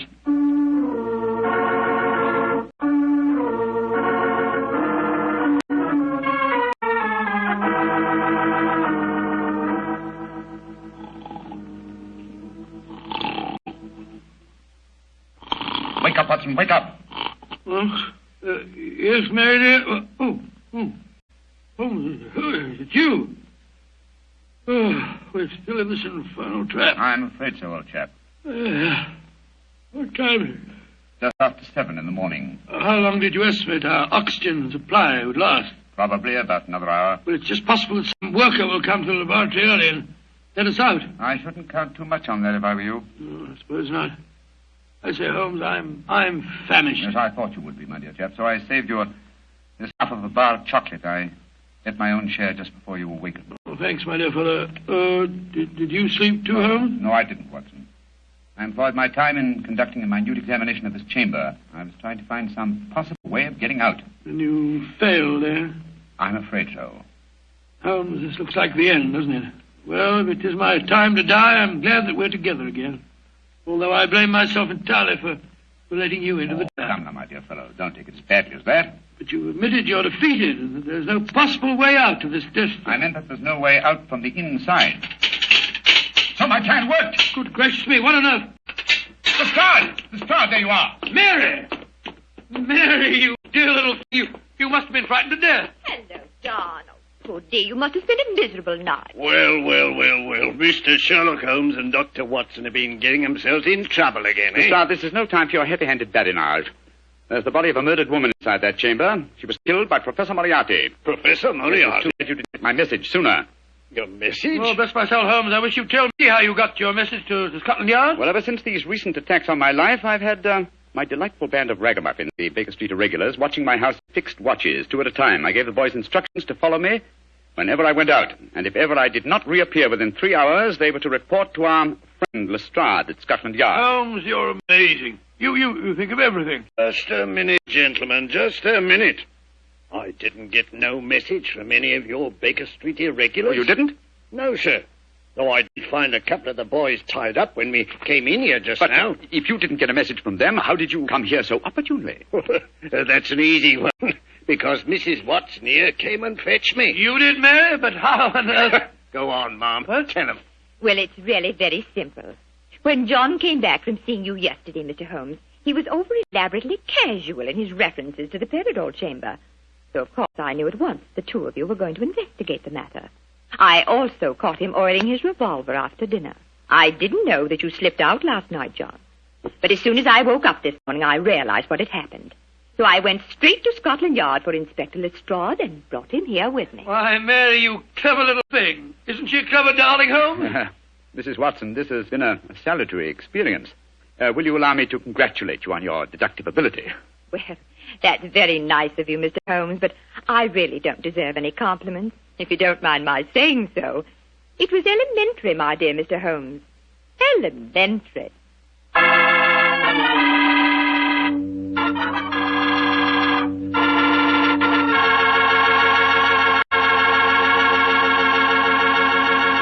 This is Bob Campbell saying good night for the Petrie family. This program comes to you from our Hollywood studios. This is the Mutual Broadcasting System.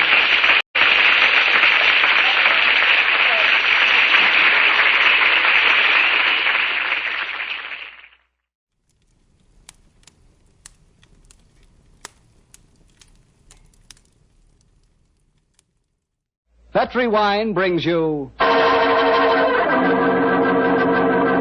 Basil Rathbone and Nigel Bruce in the new adventures of Sherlock Holmes.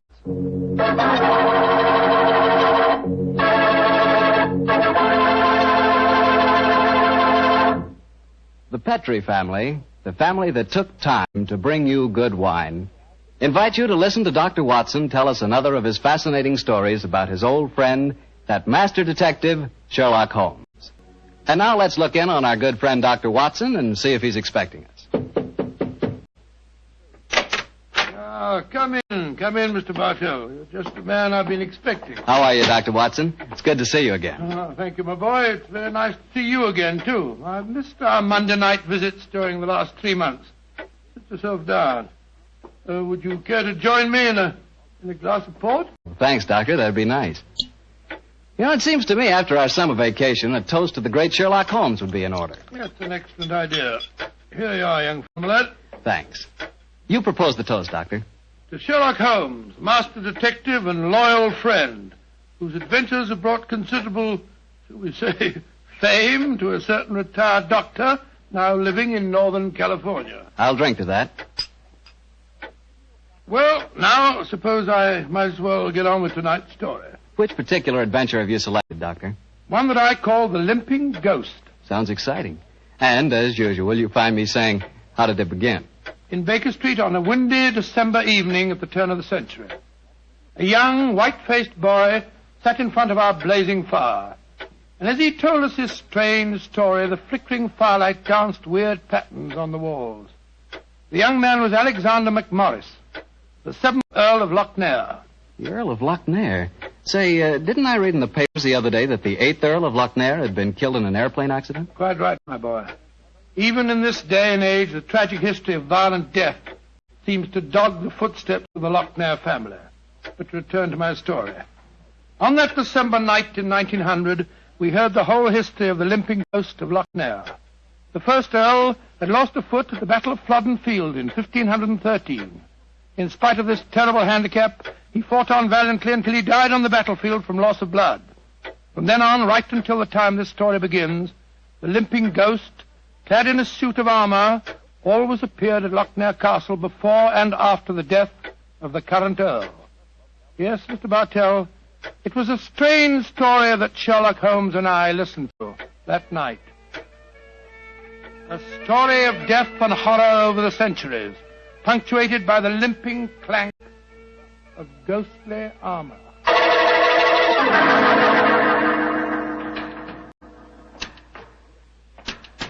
Milady, I have terrible news for you. Your husband, the Earl, was killed in the explosion that destroyed Lord Darnley.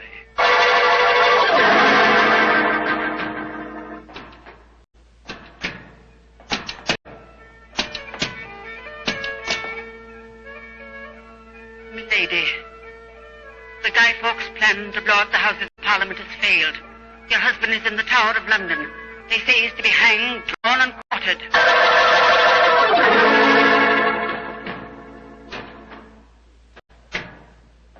Madam, I regret to inform you that your husband, on my instructions, has been arrested for murder.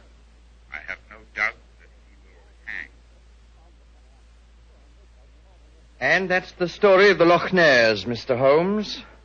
You were instrumental in sending my great uncle to the gallows, a fate which he richly deserved, I'm told. So it seemed only natural to come here to Baker Street and consult you now that I'm in trouble. I shall be most happy to do anything I can to help you, sir. I don't remember anything about your sending the Earl of Lochnair to the scaffold, Holmes. Well, he did, Dr. Watson. Mm-hmm. And the servants have always sworn the ghost really did walk at midnight on the day that he was hanged. Indeed. Now, sir, I suggest that you tell us what problem brought you here. The ghost is walking again, Mr. Holmes. You know what that means. According to the legend, that the present Earl will die. Exactly. And as I'm the present Earl, you can see why I'm rather worried. Am I to understand that you've actually seen this ghost yourself? Yes, Mr. Holmes. The night before last, Betty, well, that is, Miss Noel and I were sitting in the dining hall in front of the fire when we heard a strange sound up in the musicians' gallery. We looked up and in the moonlight saw a ghostly figure in armor limping towards the staircase. Oh, gracious me. My dear sir, you're certain that you really saw it? Moonlight can play strange tricks, you know. There wasn't any doubt about it, Doctor. We both saw and heard it. What did you do? I started to go towards the stairs, but as I did so, Betty screamed and then tumbled to the floor in a heap. Fainted, I suppose. Yes. While I was reviving her, the ghost disappeared. Who's staying with you at Lochnair Castle at the moment? Well, there's Betty Nolan. She's the sister of James Nolan. He looks after my estate. Betty and I are engaged to be married. Oh, thank you. Yes, indeed. Anyone else staying with you? Yes, a distant cousin of mine, Jeremy K. McMorris, an American.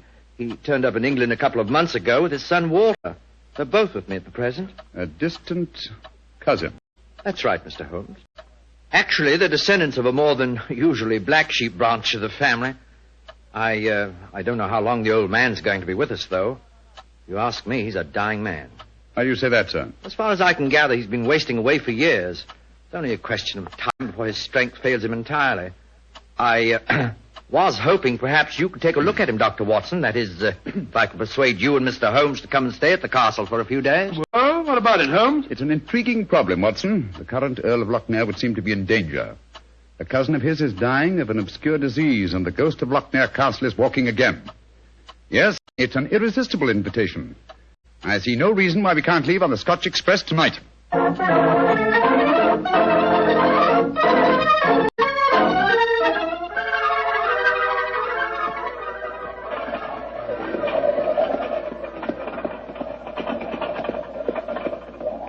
Been quite a heavy fall of snow here in your absence, young man. Quite so, and judging from the color of the sky, there's more to come. Very angry looking. Oh, now, as we round this bend, you'll be able to see the castle. Ah, yes. There you are, gentlemen. Magnificent. Yes, it's a fine place, all right, Doctor, though it cost me a great deal in upkeep. As a matter of fact, I only have one wing open. It's always been something of a problem to get servants to come and live here. See, the local villagers have a great respect for the Loch Ness ghost, you know. What servants do you have at the castle at present? A cook housekeeper, Mrs. McClintock, fine old lady who's been with me for 6 years now. And then there's old Tammas. He served my family for as long as I can remember. Well, as a matter of fact, he is now. Hello, Tammas. I'm glad to see you back, my lord, and that's a fact. Oh, thank you, Tammas. Oh, these gentlemen are Mr. Sherlock Holmes, Dr. Watson. Good day to you, gentlemen. How do you do? Good day, Thomas. Good day. Before I get the trap round to the stables, I may as well break the news to you. Yes? What's happened, Tammas? It's your cousin, my lord. Poor old Mr. McMorris. He's dead. What? Died early this morning. God rest his soul. Dead? I'm very sorry that I arrived too late to be of any help. Well, thank you for telling me, Tammas. Oh, you may take the trap round now. Aye, sir. I'll bring the baggage early. So he's dead. Well, I can't say it's unexpected, but it is a shock nevertheless. I'm sure that it must be, particularly as you yourself told us you saw the ghost of Loch Ness the night before last. In which case... In which case, Watson, I think we may reasonably expect another visitation. Perhaps before the night is over. Shall we go in?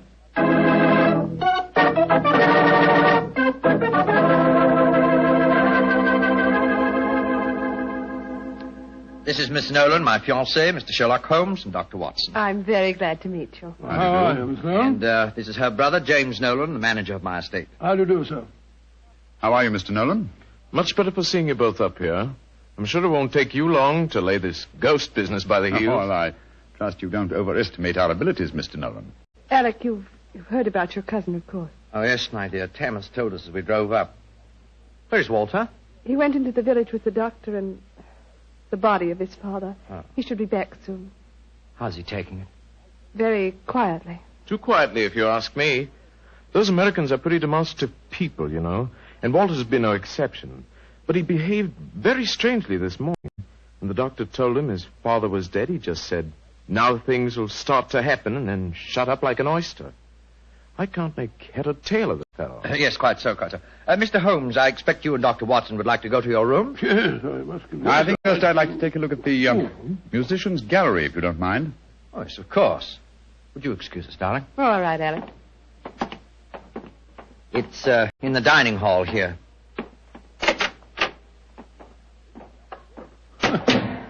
They must have been very hospitable people in those days. 50 or 60 people could eat at that table. Yes, Doctor. Needless to remark, we hardly ever use the room nowadays. There's the musicians' gallery, Mr. Holmes. Oh, yes, I see. How do we get up there? I'll show you. See, there's a stone staircase behind this tapestry here. Follow me. Watch your step. It's quite narrow, rather dark.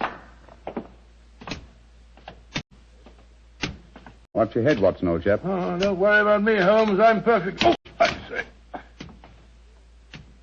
Must have built these stairs for pygmies. Oh, yes. Here we are, gentlemen. This is the musicians' gallery. By Jove. It must have made a pretty picture in the days gone by. A little string orchestra fiddling away up here, and down below the Scottish nobility bobbing and floating round in the intricacies of a Highland schottische or a stately gavotte or something. Where does that door lead to? To the bedroom wing. And that's where the ghost appeared from the other night, I suppose. Yes, Mr. Holmes. Uh-huh. The door's ajar.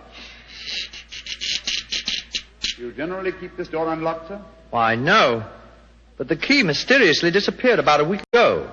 James is having a new one made. So I must remind him about that. Alec! Alec, where are you? Oh, we're up here, Walter. We're coming down. That's Walter McMorris. My dead cousin's son. Poor fellow, this must be a dreadful day for him. Yes, I'm afraid this is going to be a rather painful interview. Oh, hello, Walter. This is Mr. Sherlock Holmes and Dr. Watson. How do you do, sir? How do you do? Sherlock Holmes, sir. I've heard about you and your friend, Dr. Watson. Walter, old man, I'm dreadfully sorry about your father. Are you now? Isn't that nice of you?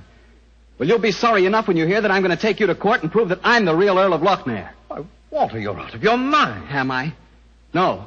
Father was out of his because he kept quiet all these years. But I'm going to have my rights. I've looked up the records. I've had genealogists working for months. And I've got all the facts that prove you're an imposter. Oh, man, what are you talking about? You know well enough. When Sherlock Holmes here sent your great-uncle to the gallows 20 years ago, the title and estate should have come to my father. When I leave here tomorrow, I'm going straight to the finest lawyer in London. Man, if you believe this, why have you said nothing about it till now? Because I'm smart. I found out a thing or two since I've been staying here. And one of the things I found out is that your precious fiancée and her brother wouldn't look twice at you if it weren't for your money and the title. Shut up. You'll find out. She's a smart little filly, and she knows what kind of a track she's running on. You done! My compliments, sir. A very professional uppercut. Yes, and a very well-deserved one. Offensive scoundrel. Sorry about this. Please don't say anything in front of Betty. It'll only upset her. I quite understand. Come along, Watson. Let's go and find our rooms.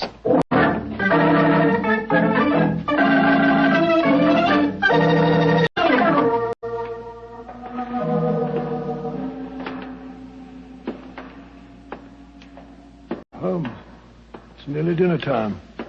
Why are we wandering about here in the dark instead of having a glass of sherry with the others in the library? I'm a conscientious practitioner, Watson. I like to earn my fees. It occurred to me that a further examination of this dining hall might prove profitable. Well, personally, Holmes, I think you're wasting your time on this case. What makes you think that, old chap? It's perfectly obvious that young American fellow was impersonating the ghost a few nights ago. He knew his father was going to die, and he wanted to build up the legend so as to make his own claim seem more believable. Well, that's very sound reasoning, Watson.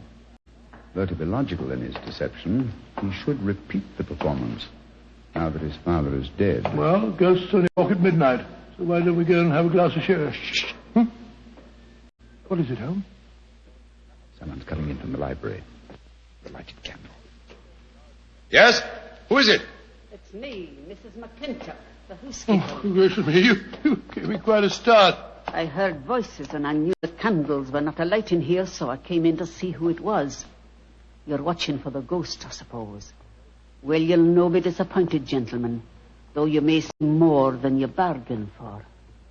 Those that meddle with ghostly things they do not comprehend are playing with something much more dangerous than fire. Fire burns. But the shades on dead people... Holmes! Look up there in the gallery. The door's opening. It's the ghost. Aye, here he comes, the poor body. See the armor on him, and the way he's dragging one leg behind him. Yes, it's really quite an effective impersonation. And the twilight provides most appropriate lighting for his play acting, too. You mean it's the young American? Of course. Look behind him. There's another figure. Yes. Dressed in the same kind of armor and carrying a sword. Game's afoot, Watson. The ghost has seen him. He's turning. The second figure's raising his sword. Look out!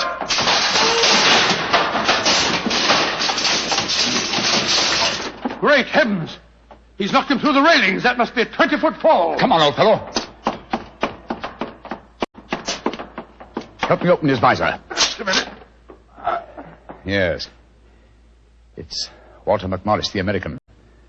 Though from the angle of his head, I would suggest that it might be the late Walter McMorris, eh, Watson? He's dead, all right, Holmes. Neck broken. Meanwhile, the second figure has been able to slip back through that door and escape us. Come on, he was dressed in armor. He can't go very fast. Perhaps we can overtake him.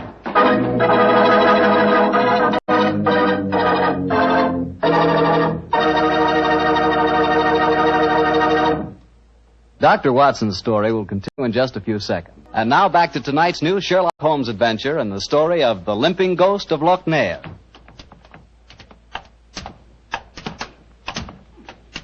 Confound it, Holmes. There's no trace of the ghost in Musician's Gallery. We gave him too much of a start, I'm afraid. Of course you didn't find him. You'll never find him because he's not mortal.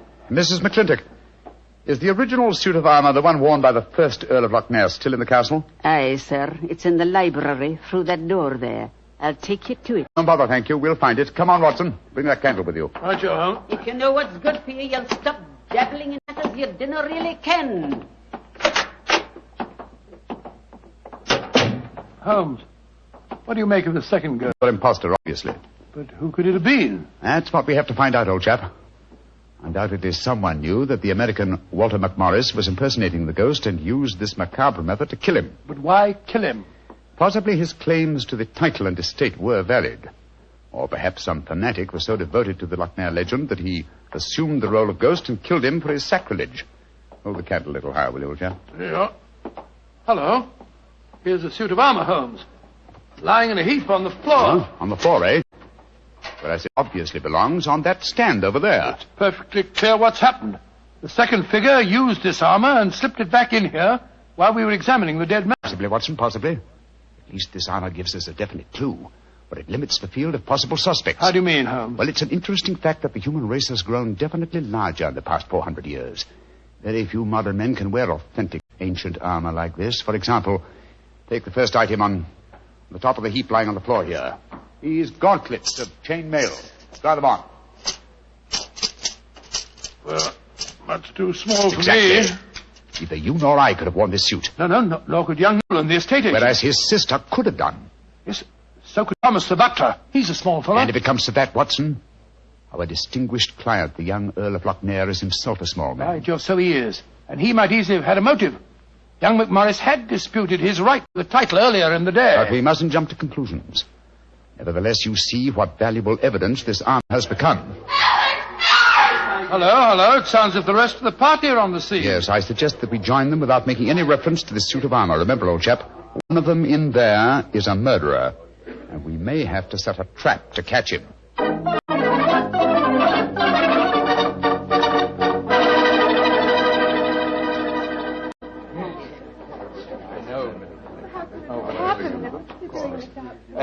Are you sure he's dead, Dr. Watson? There's no doubt about it.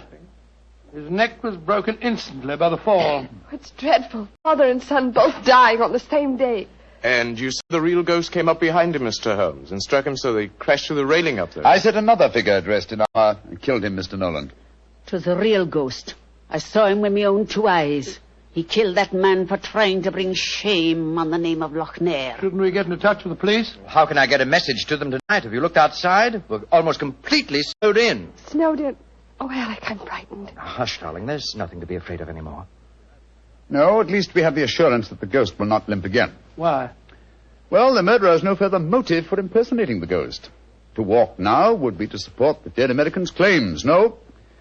We shall spend a quiet night, and tomorrow I shall communicate with the proper authorities as to my quite definite notions regarding the murderer's identity. But if the ghost should walk again, Mr. Holmes? Well, then, sir, I shall know that at last I've encountered a truly supernatural crime and shall retire from the practice of detection.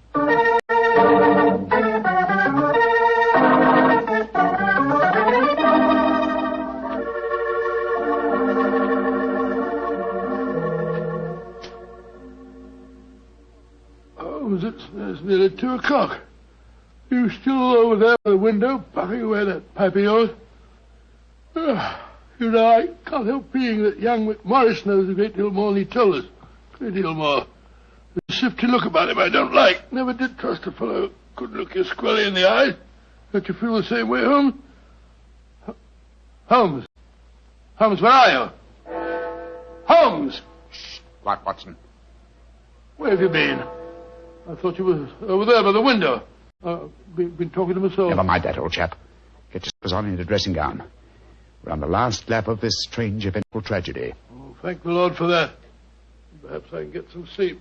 Holmes, where have you been? I went to the musician's gallery and baited the trap. Now it's ready to spring. Don't dawdle, Watson. Come on. I'm not dawdling. What do you mean you baited a trap? You'll see for yourself in a few moments. As a matter of fact, I really baited it when I said downstairs that if the real ghost should walk again, I would retire from the practice of detection. I didn't understand your saying that myself. Well, I was tempting the murderer to show his hand once more. Come on, please. Where are we going? To wait behind the curtain at the foot of the stairs leading to the musician's gallery. And I hope we don't have to wait very long.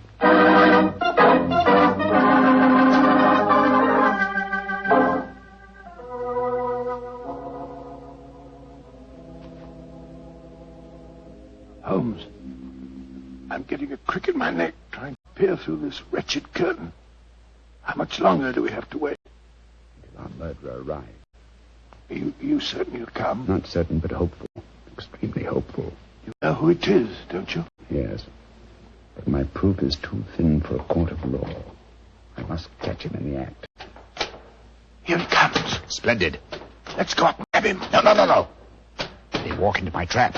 He's coming towards the head of the stairs. Great Scott! Exactly. A simple piece of wire stretched across the gallery is remarkably effective, even with ghosts. Come on, Watson. Help me off with this visor. There we are. Good Lord, it's James Nolan. Exactly. What happened? You walked into a simple trap, my friend. I'm afraid the next trap will be more lethal, for it will undoubtedly prove to be the one beneath the gallows.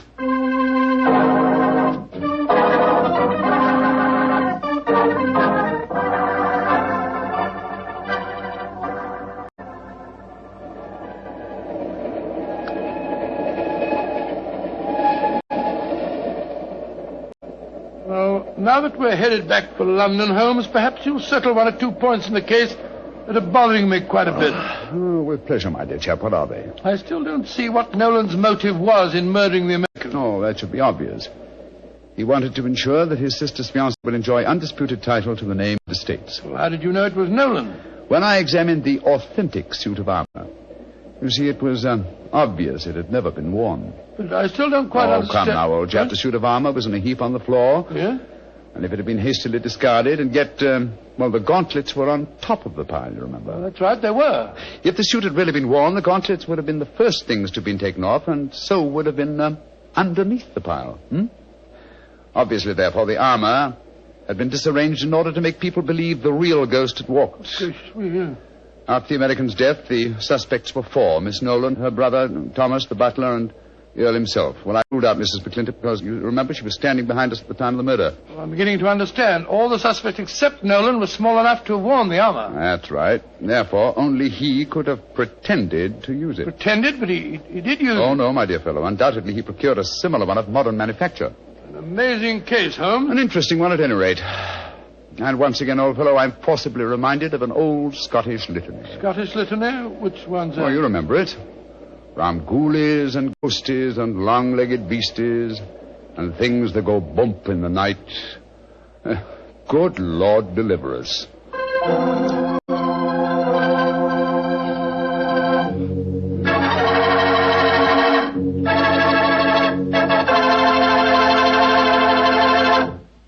Well, Doctor, that was really a swell story.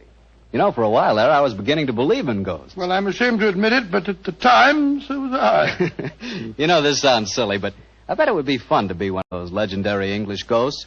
You know, go around sticking your nose into everybody's business and playing practical jokes like mad and nobody able to figure out who did it. That would really be fun in a way. Well, you can go around scaring people all you want to, but not for me. I think a ghost leads a terrible life himself. For instance, a ghost can't have the pleasure of eating a nice, juicy steak. Yeah, or drinking a glass of really good wine. Ah, now you're talking, young fellow, my lad. Petri wine. Yeah, still talking, young fellow. You see, when I say good wine, I always mean Petri wine because you can depend on Petri. I know. Why, the Petri family has been making wine for generations, handing on down from father to son, all their skill and knowledge and experience. When you realize they started the Petri business way back in the 1800s, well, common sense tells you the Petri family knows practically all there is to know about the fine art of turning luscious grapes into clear, fragrant wine. Yep, whether you're looking for a swell wine to serve before dinner or with dinner or after dinner, for any occasion, you just can't go wrong with a Petri wine because Petri took time to bring you good wine. Now, Doctor, what story are you going to tell us next week? Well, now, next week, Mr. Bartell, I'm going to tell you a strange adventure that Holmes and I had in the English countryside. It concerns the apparent madness of a certain Colonel Warburton and the puzzling mystery of 2 dead dogs.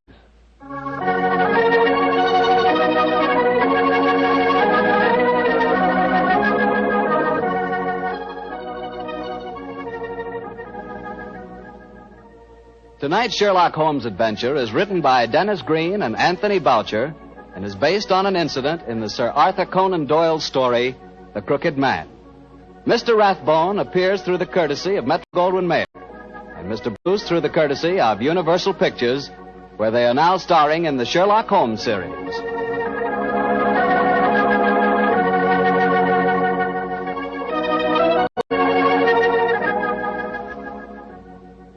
The Petri Wine Company of San Francisco, California, invites you to tune in again next week, same time, same station.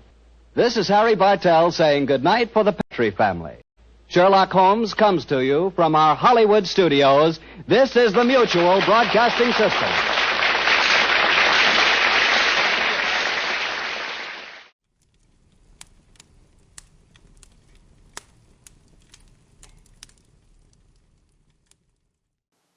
Petri Wine brings you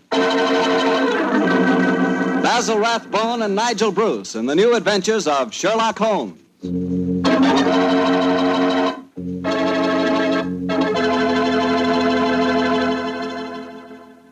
The Petri family, the family that took time to bring you good wine, invites you to listen to Dr. Watson as he tells us about another exciting adventure he shared with his old friend, that master detective, Sherlock Holmes. And now let's look in on our old friend, Dr. Watson. Doctor?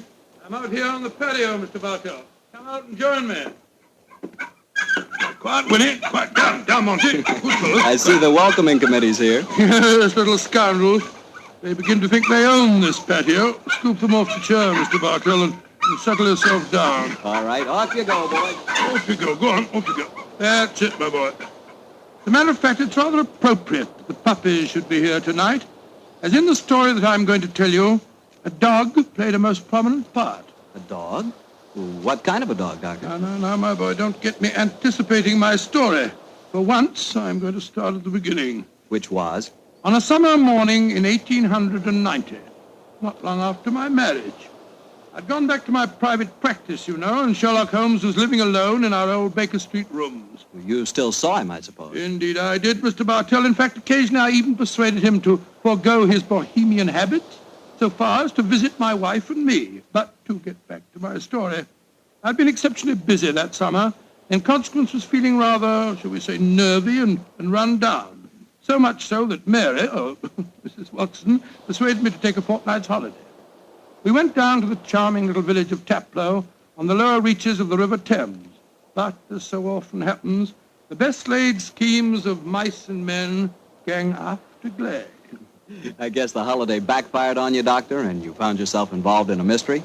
Maybe a mystery calling for the aid of your old friend Sherlock Holmes? Quite correct, Mr. Bartell. We'd only been down there a couple of days when the trouble began. In fact, the whole thing became so involved that I thought the best thing to do was to put the whole strange story in a letter to Sherlock Holmes. This I did. And I can imagine how he chuckled when he read my news. Dear old Watson.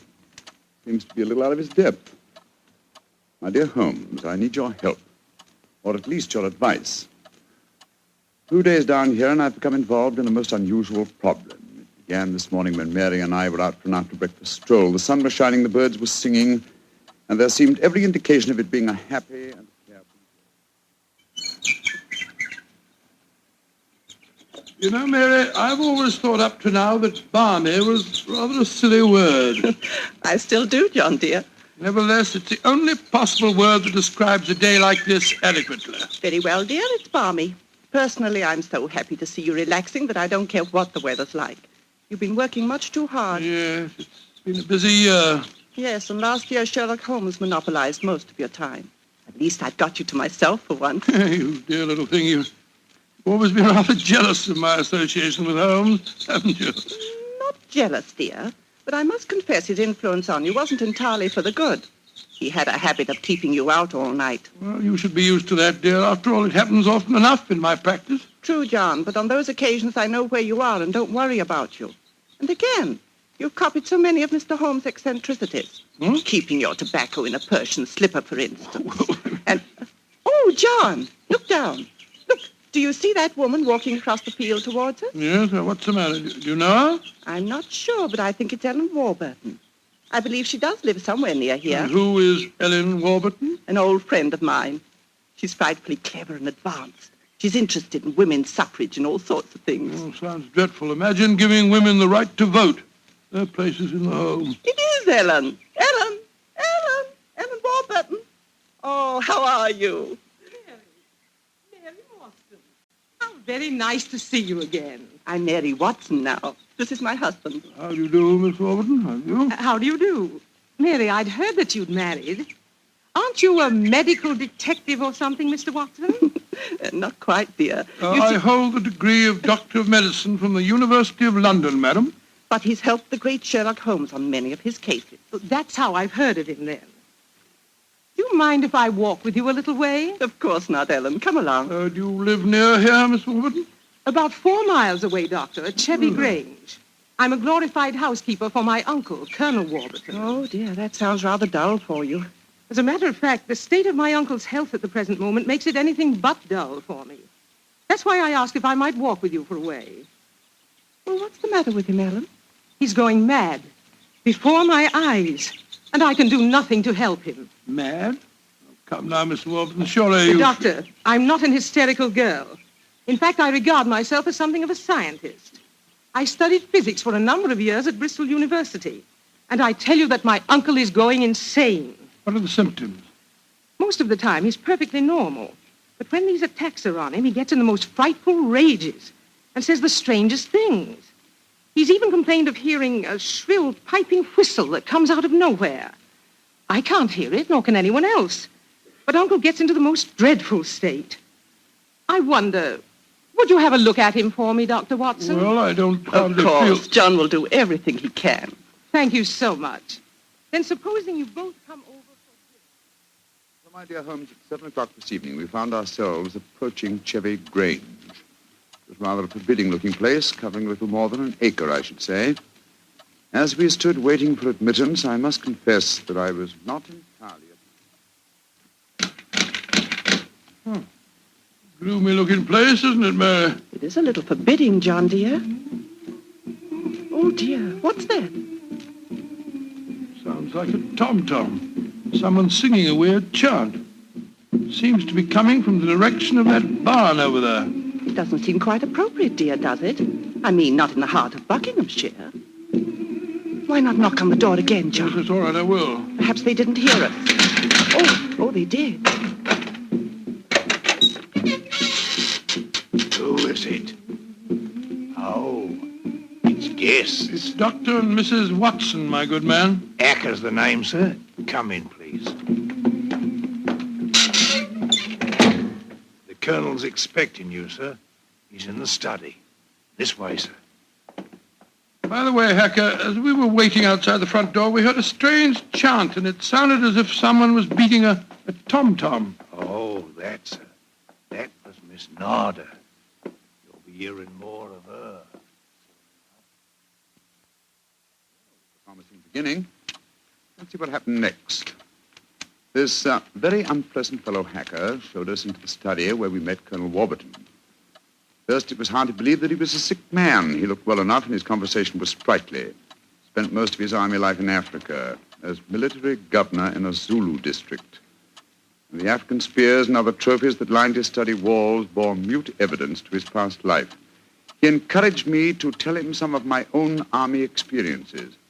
Oh, dear, poor fellow. It was really rather flattering. There I was, Colonel Warburton, on the howdah of this wretched elephant. The river was a raging torrent, and I couldn't get the confounded animal to budge. Well, I'm a pretty strong swimmer, you know. Won several cups of swimming, as a matter of fact. Of course, I was a much younger man then. And John, dear. Yes, ma'am? You interrupted Colonel Warburton's story, Oh, dear. sorry. I thought this little incident would be interesting. Do go on, Colonel. Yes, Your please story don't. was All so right, interesting. all right. You were telling us that you were intercepted by an African drum code message. Oh, yes. Well, I don't want to sound conceited, but I doubt if there was another Englishman in the world who could have told you what those particular drum beats meant. Oh, I don't doubt that, Colonel Warburton. Well, I'd spent a good number of years studying the native customs. I spotted the code right away. It meant that an uprising was planned to start throughout the whole province at noon the next day. Of course, there it is again. The devilish whistle. Can you hear it, Dr. Watson? Mrs. Watson? I can hear nothing, sir. Nor can I. Of course not. No one can hear it but me. Now, Colonel Warburton, don't get so excited, It's sir. black magic, that's what it is. Oh, really, sir, black you magic. must realize that the powers of jungle witchcraft are completely unknown in this country, Dr. Watson. But I know of them, and I can think of many people who might wish to employ them against me. Come in. Oh, it's you, Nada. Great Scott, she's very beautiful. Nada, I want you to meet some friends of Ellen's. Dr. and Mrs. Watson. I am very pleased to meet both of you. How do you do? How do you do, Miss Nada? Nada's father was a Chagajula, one of the greatest Zulu chieftains I ever had the privilege of knowing. He did me the rare honor to swear blood brotherhood. So when the missionary sent Nada to England to complete her education, I insisted that she spend her first few months here under my wing. Listen. What is it, Colonel? That whistle again.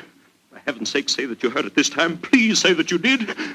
I didn't hear a thing, sir. Well, I did, and I know where that sound came from. Now, put down that spear at once, will you, Colonel Warburton? The devils are trying to kill me. I'll kill them first. No, don't throw it, sir, don't throw it. Someone's opening the door. Uncle! It's Ellen. Great Scott, the spear missed her by an inch. Uncle, what is it? Whistle. I heard it again, Ellen. And I'm going to find where it came from. Poor Uncle. Of course, you heard no sound. Nothing, Ellen. What can we do to help him, Dr. Watson? Well, it's hard to say, Miss Warburton. I'm not sure that medical help's what she needs. He seems perfectly sane and lucid except for these strange outbursts. But we must do something. I propose to, madam. As soon as I get back to the inn, I think I'll write to my old friend Sherlock Holmes and ask his advice. There's a problem. I can't feel that the man should be committed to an asylum, and yet, obviously, when these attacks are on him, he's as mad as a hatter. Well, fascinating problem, and one that calls for speedy action. I think a telegram to my friend Watson might help to clarify some aspects of the case. Yes. You see, Dr. John H. Watson, Red Lion Inn, Taplow, Bucks. I suggest that you ascertain one important fact. Does the Warburton household have a dog? Telegraph reply, Holmes. Upon my soul, Mary, that's a cryptic answer to my letter. Yes, dear, it is. I'm afraid Ellen will be disappointed. He's coming over to join us for lunch to see if you have any news. What on earth can dogs have to do with the case? I can't possibly... Here's Helen now. Good morning, Ellen. Hello, Mary. Good morning, Doctor. Good morning. I suppose it's too early to have received any reply from Mr. Holmes. Well, as a matter of fact, I just got this telegram from him. You can read it if you like. I can't see it makes much sense, myself. But that's extraordinary. I did have a little dog. He was killed a week ago. But it didn't occur to me to tell you about it yesterday. Oh, that's amazing. How could Mr. Holmes have known about it? It's very little that Holmes doesn't know, my dear. How was your dog killed, Miss Warburton? I found him in the grounds with his head smashed in by a stone. Oh, how dreadful. Who do you think did it? It might have been a poacher. And then again, it might have been... Your uncle? It's possible. When he's in those rages, I don't think he knows what he's doing. That's very important. I think I shall go and send Holmes a telegram at once. Don't wait lunch for me.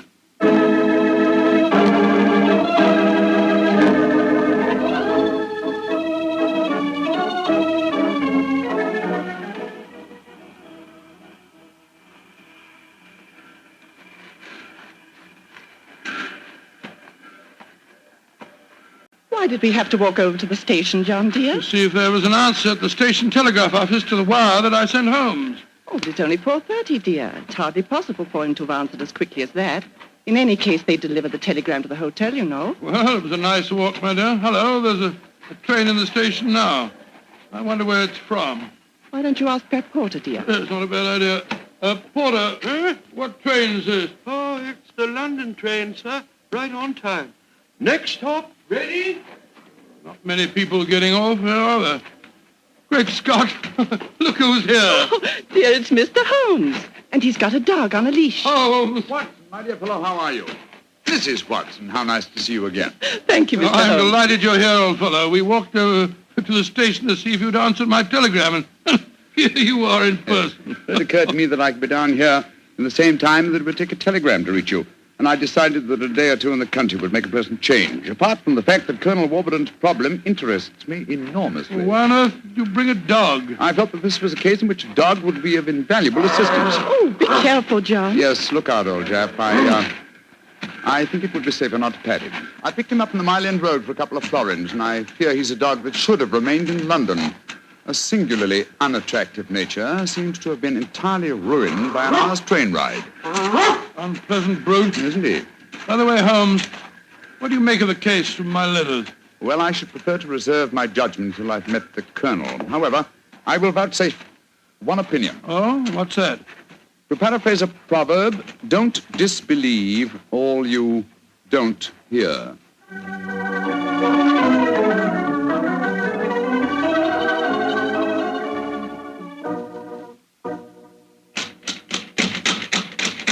I can't think why someone doesn't answer. They can't all be out. Well, while we're waiting, I think I'll tie the dog up to this tree here. I don't want my arrival to cause too much commotion. Quiet! Quiet! Don't you think perhaps we could try the door, John? Yes, certainly. It's a good idea. Hello? It's unlocked. Then let's go in, old fellow. Let's go in. Colonel Warburton? Colonel Warburton? Ellen? Ellen? What was the name of that butler fella? Hacker. Yes, of course, that's it, Hacker. Hacker! Hacker! We appear to be in an empty house. The dog! Oh, fool that I am, I shouldn't have left him here. Come on!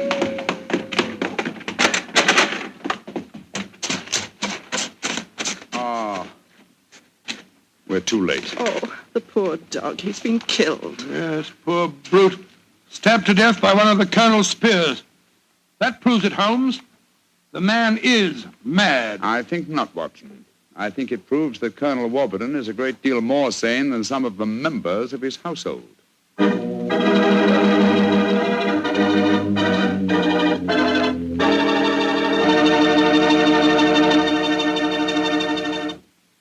You'll hear the rest of Dr. Watson's story in just a few seconds.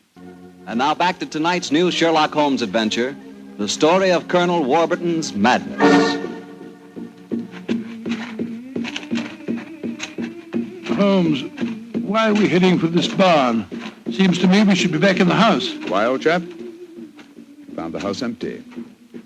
Besides, I thought I heard. Shh. What is it? Listen. It's the same sound that Mary and I heard yesterday. Oh, once more, it's coming from the barn. Come on, Watson, but quietly.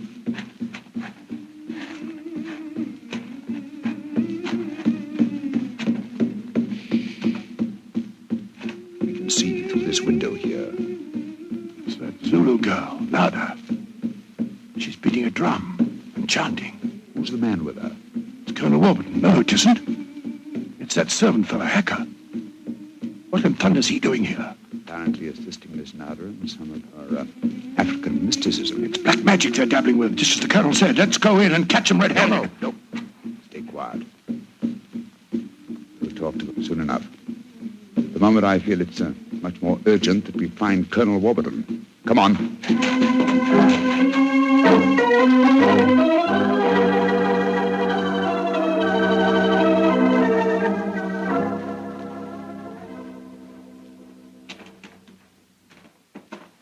There's the Colonel pacing up and down in front of the house with Mary and his niece, Miss Warburton. We shouldn't have left the women alone with him, you know. The man's dangerous. I don't think the women have been in any danger, Watson. John, dear, where have you been? Oh, well, Holmes and I decided we'd take a little walk. It proved very interesting. Miss Warburton, this is Mr. Sherlock Holmes. How do you do, Mr. Holmes? I'm so glad you're here. How do you do, Miss Warburton? And this is Colonel Warburton, Mr. Sherlock Holmes, eh?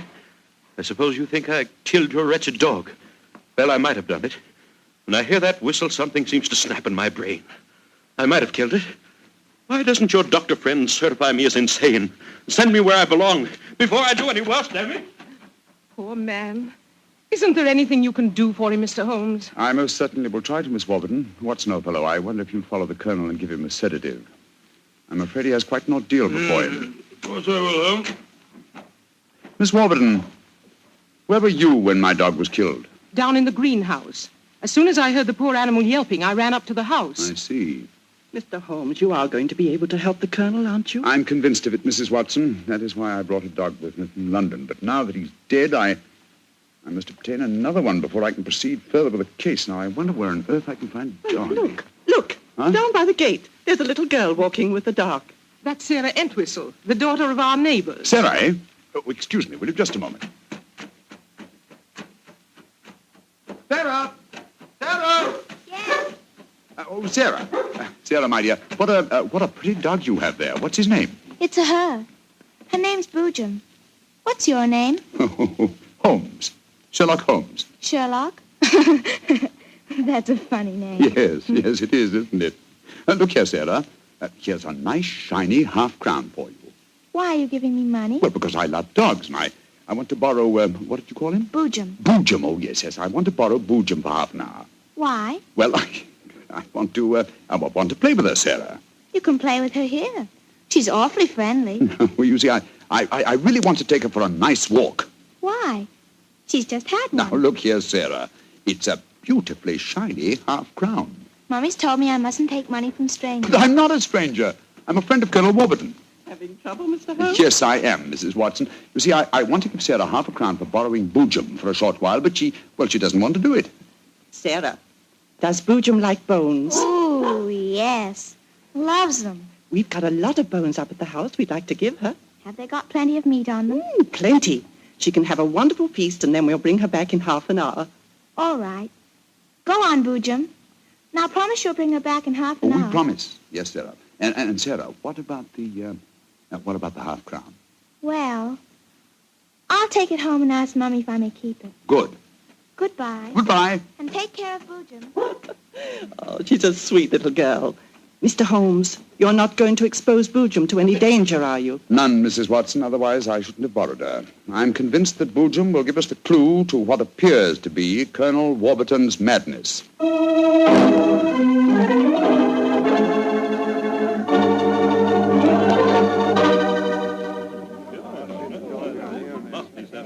Now, let me see. We're all here. Miss Warburton, the Colonel, Miss Nada, Hacker, and the dog Boojum. Yes. Now, ladies and gentlemen, I propose to conduct an experiment. Before I conduct it, I should like to point out the chronology of the events in this case. First, Miss Nada arrived here. Mr. Holmes, you're not suggesting Please let me finish, Miss Nada. First, Miss Nada arrived here. Second, the Colonel first heard the mysterious whistle. Third, your dog was killed, Miss Warburton. Fourth, the whistling set in dead earnest. The Colonel Warburton and Miss Warburton. Doesn't that pattern suggest anything to you? No, I can't say that it does, Mr. Holmes. I don't see what you're driving at. Nor do I, Holmes. We should be more explicit. Very well, then I will. I shall now conduct my experiment. I want you all to watch Colonel Warburton and the dog Boojum. Excuse me while I turn my back. Now. There it is again. That whistle. The dog heard it, too. Great Scott, Holmes. What does it mean? It means that this wooden whistle in my hand is the answer to the mystery. The sound made by this cunningly designed instrument is above the normal range of pitch. You see, the Colonel has hypersensitive ears. But the dog heard it. Perhaps I should have said the normal human range of pitch. Then do you suppose someone has deliberately been trying to drive the Colonel mad? Of course, Mary. That's why the dogs were murdered. Whoever it was knew that a dog would give the game away. And it's not hard to guess who that someone is. Nada, this started when you came here. Is this your gratitude for the Colonel's kindness to you? Endangering his sanity with your evil black magic? That is not true. One moment, please, Miss Warburton. Miss Nada. Yes, Mr. Holmes. Dr. Watson and I watched you in the barn some 3/4 of an hour ago with Hacker. Were you engaged in practicing any form of black magic? No. I was praying to my old gods to save the Colonel's sanity. What were you doing there, Hacker? Don't tell me you were praying to old gods, too. Well, I used to be a chapel-going man, sir, but I don't know. No harm in trying something new, I always say. In any case, why should Miss Nada wish to persecute the Colonel? It might be for some tribal revenge. Oh, but that's ridiculous, Ellen. Her father and I were sworn blood brothers. Exactly, sir. No, it should be obvious. Who had a motive for making the Colonel appear mad? His niece and heiress. What do you mean? She has studied physics, you will remember, and so could know about supersonic research. Possibly she was afraid the Colonel might leave his estate to Miss Nada, and so wished him to appear insane and thereby invalidate a new will. What? In any case, I found this whistle in a drawer in your room, Miss Warburton. Ellen, how could you? I did it for your sake, to save you from Nada. She's just an adventuress, only you won't see it. Colonel Warburton, what action do you wish me to take regarding your niece, Miss Warburton? My niece? I have no niece, Mr. Holmes. Come, Nada, my dear.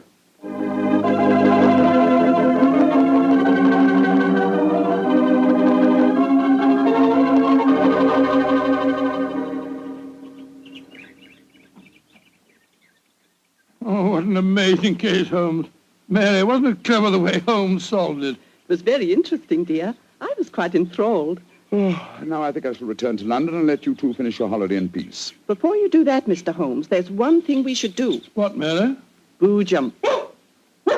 We promised, you know. Oh, yes, of course. I think the three of us might walk her home. But before we do that, I suggest we rummage through the kitchen. The kitchen? What on earth for? Bones, dear. Exactly. And bones with plenty of meat on them.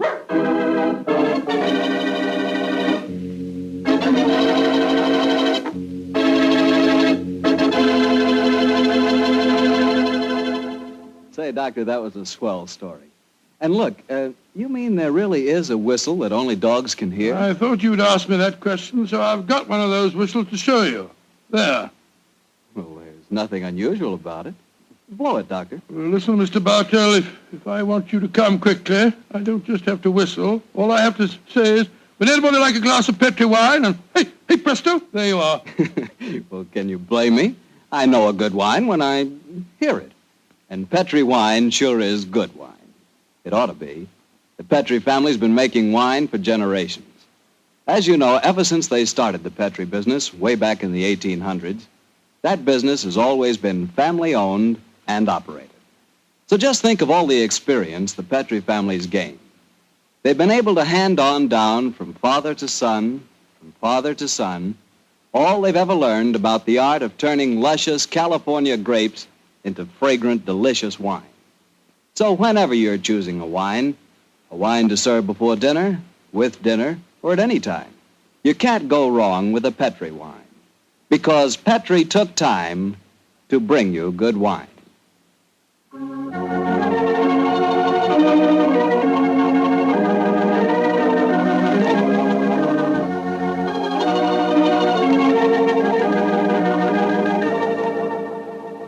Tonight's Sherlock Holmes adventure is written by Dennis Green and Anthony Boucher and is based on an incident in the Sir Arthur Conan Doyle story, The Engineer's Thumb. Mr. Rathbone appears through the courtesy of Metro-Goldwyn-Mayer and Mr. Bruce through the courtesy of Universal Pictures, where they are now starring in the Sherlock Holmes series.